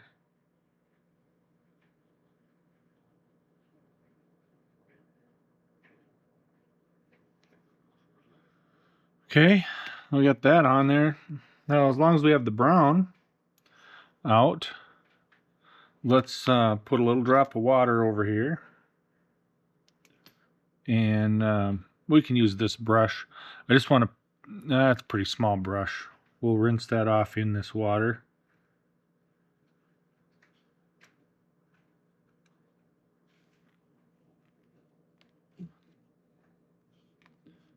And we'll use this brush here. Get a little more brown paint on there and mix it with this water over here. Doesn't take a lot of paint. These little things of acrylic paints you buy, they, of course, it depends on how much you do and how big the carvings are. But the way I paint with watering it down like this, the paint just lasts forever. We're going to give them some brown shoes.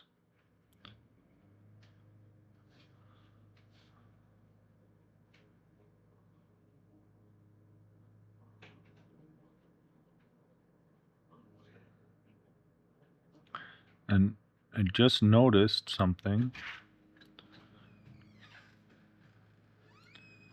As I'm painting this, I see a place on the foot I need to make a little correction.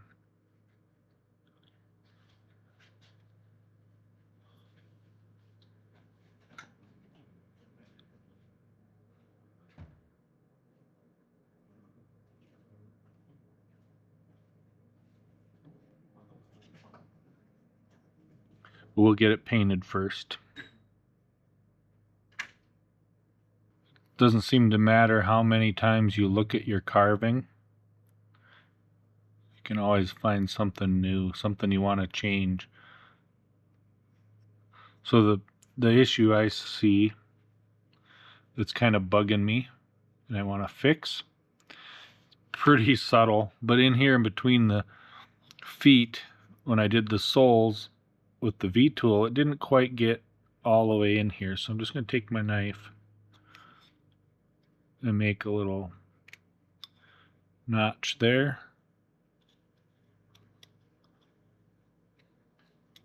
Just to bring that sole around into the details, right?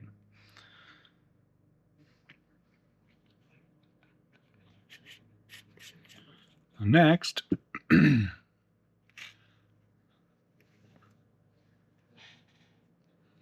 this bottle is about out of water. We'll switch to a different one here. Need to go fill that up next time we go. Let's turn this around, give us a little more room to work.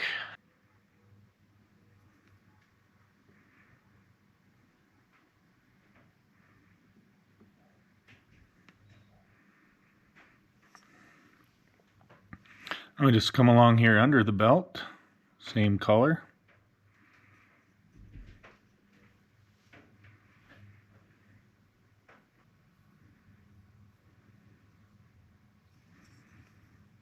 I'll kind of hold him upside down here and get the underside of his coat.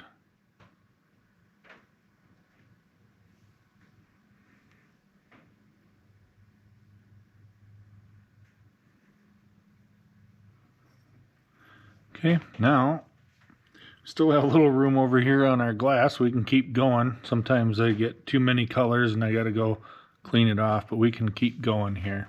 Been there a little while. We're going to go in and put the pupils in with some black.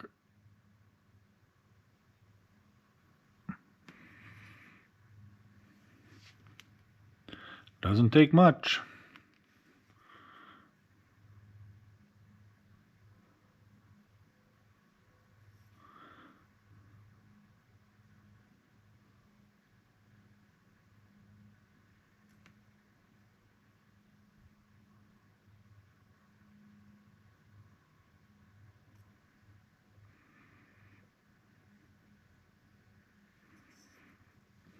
Try to get just a little bit more on this side here.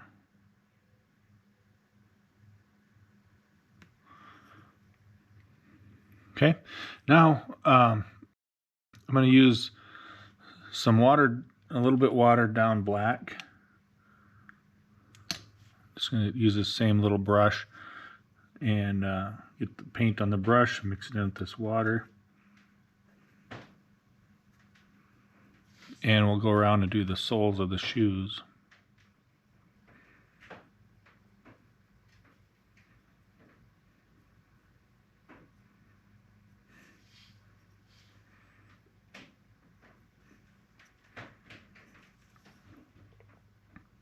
I think we're going to go ahead and make his belt black also.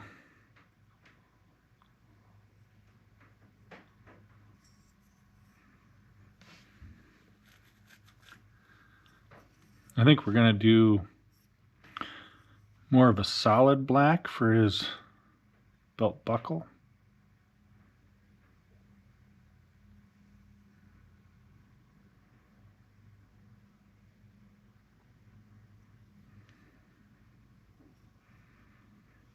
There we go.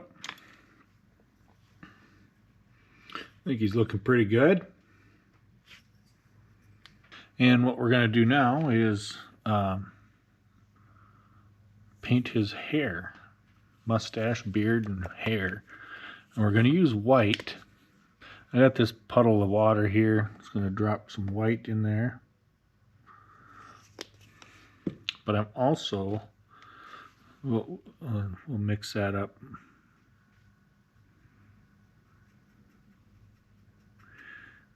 Now this water I had been rinsed out a brown brush in it, so it's going to be kind of a off-white. Before I start putting that on, I'm going to thin down this black I have over here just a little bit more. I'm going to kind of just put some of that on the beard.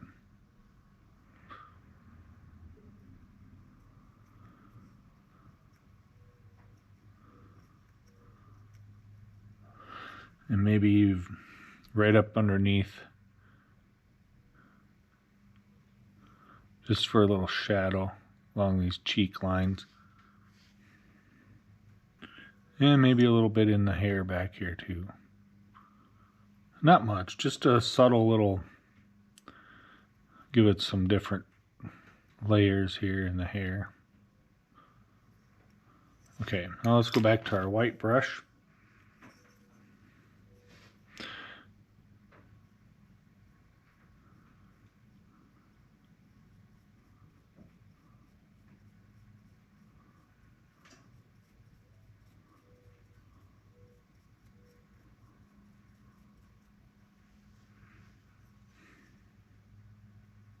Gives that kind of that weathered gray-white look.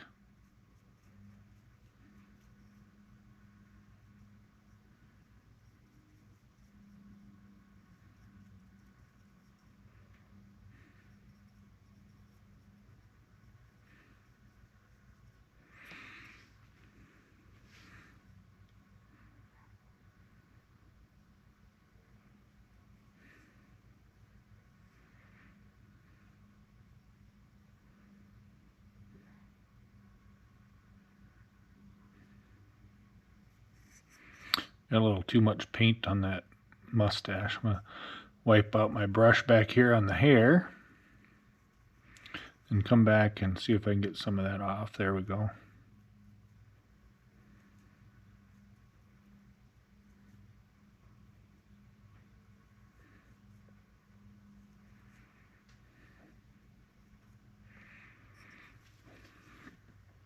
I think that looks pretty good.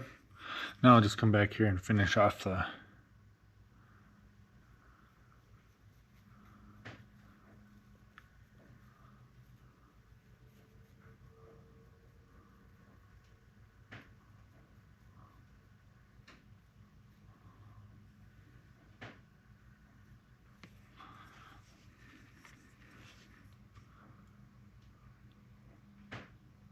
oh.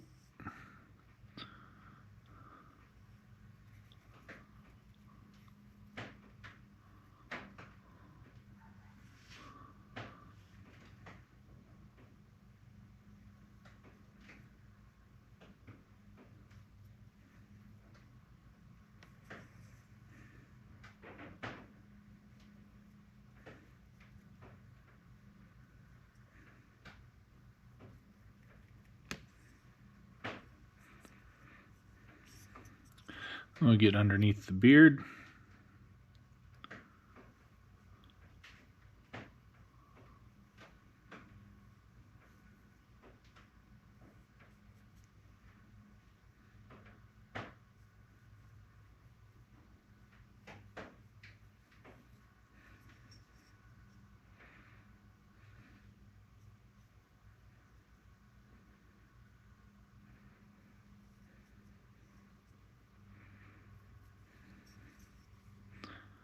It wouldn't hurt to hit this beard out front here a little bit more. Kind of soaks in and then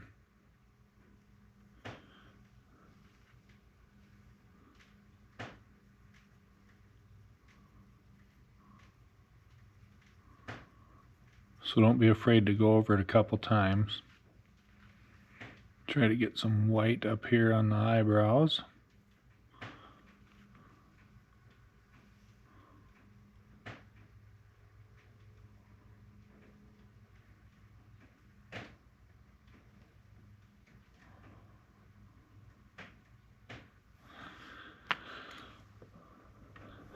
Okay.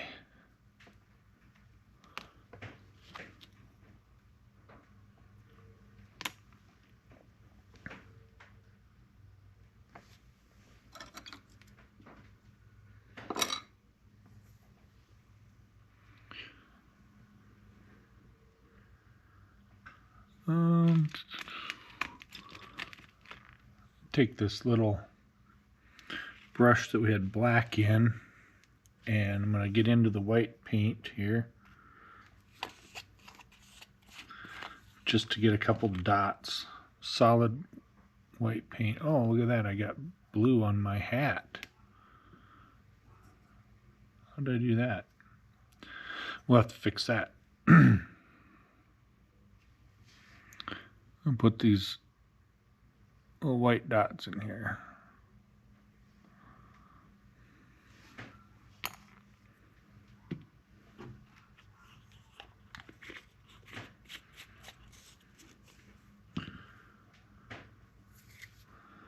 Okay, we need to fix this. I'm not even sure how that happened. Need to get that blue paint off here.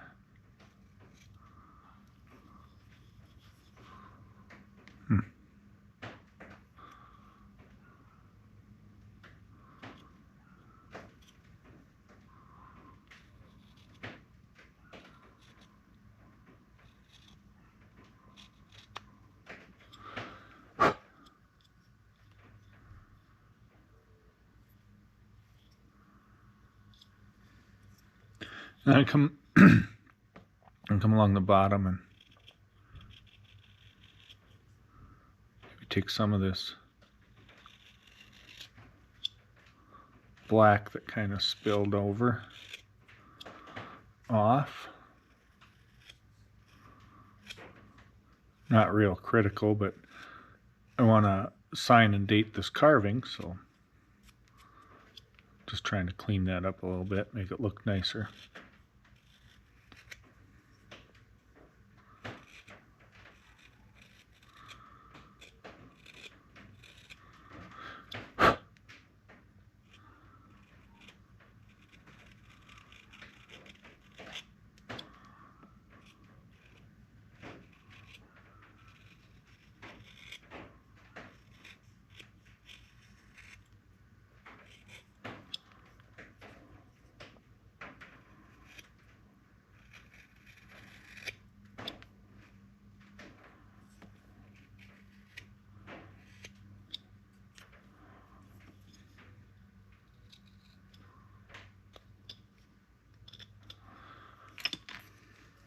Okay, we got to touch up this red.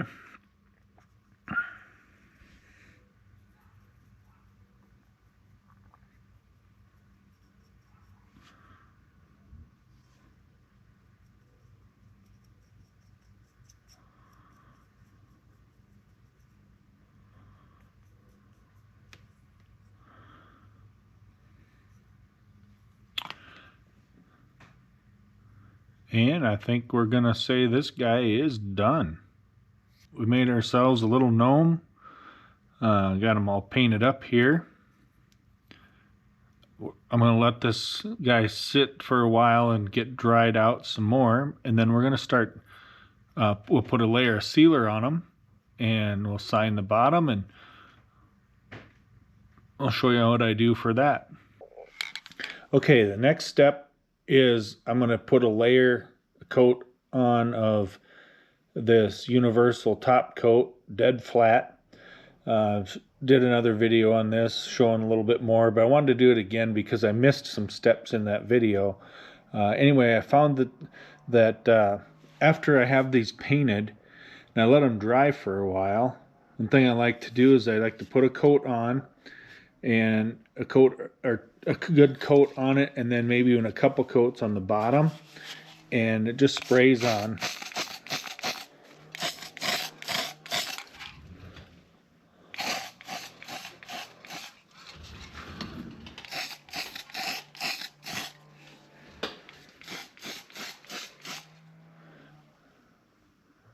And goes on there shiny, but it dries dead flat, looks like there's nothing on it. And after that has dried for a good couple hours anyway, I'll go ahead and sign the bottom, show you that. And then after it's signed and that is all good, then I put a couple more coats on over that signature, and it kind of locks that in between the layers. Okay, now that we've had a couple layers sprayed on this guy, and you can see there's no shine. It's protected. I really like that product. Again, it's the Rust-Oleum Universal clear, durable top coat, and the important part right here is this dead flat.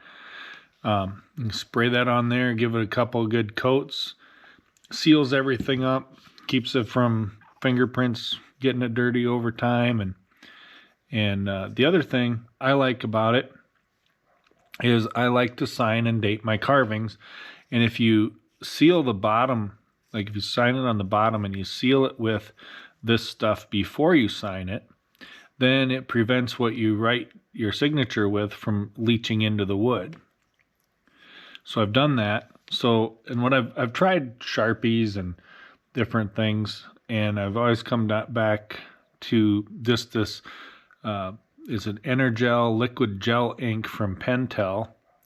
It's a really good quality gel pen, and it just writes so nice, and it's a fine tip, so if you're on a smaller carving and you don't have a lot of room, you can still get your signature on there. So I'm just going to go ahead and sign this.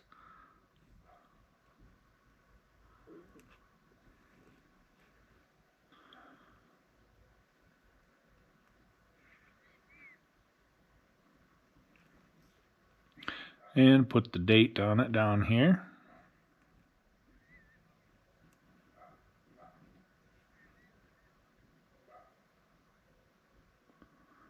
Sometimes I'll go back over it a second time just to make it a little thicker. I mean, it's nice to have this fine point, but if you have the room, sometimes I trace over it a second time.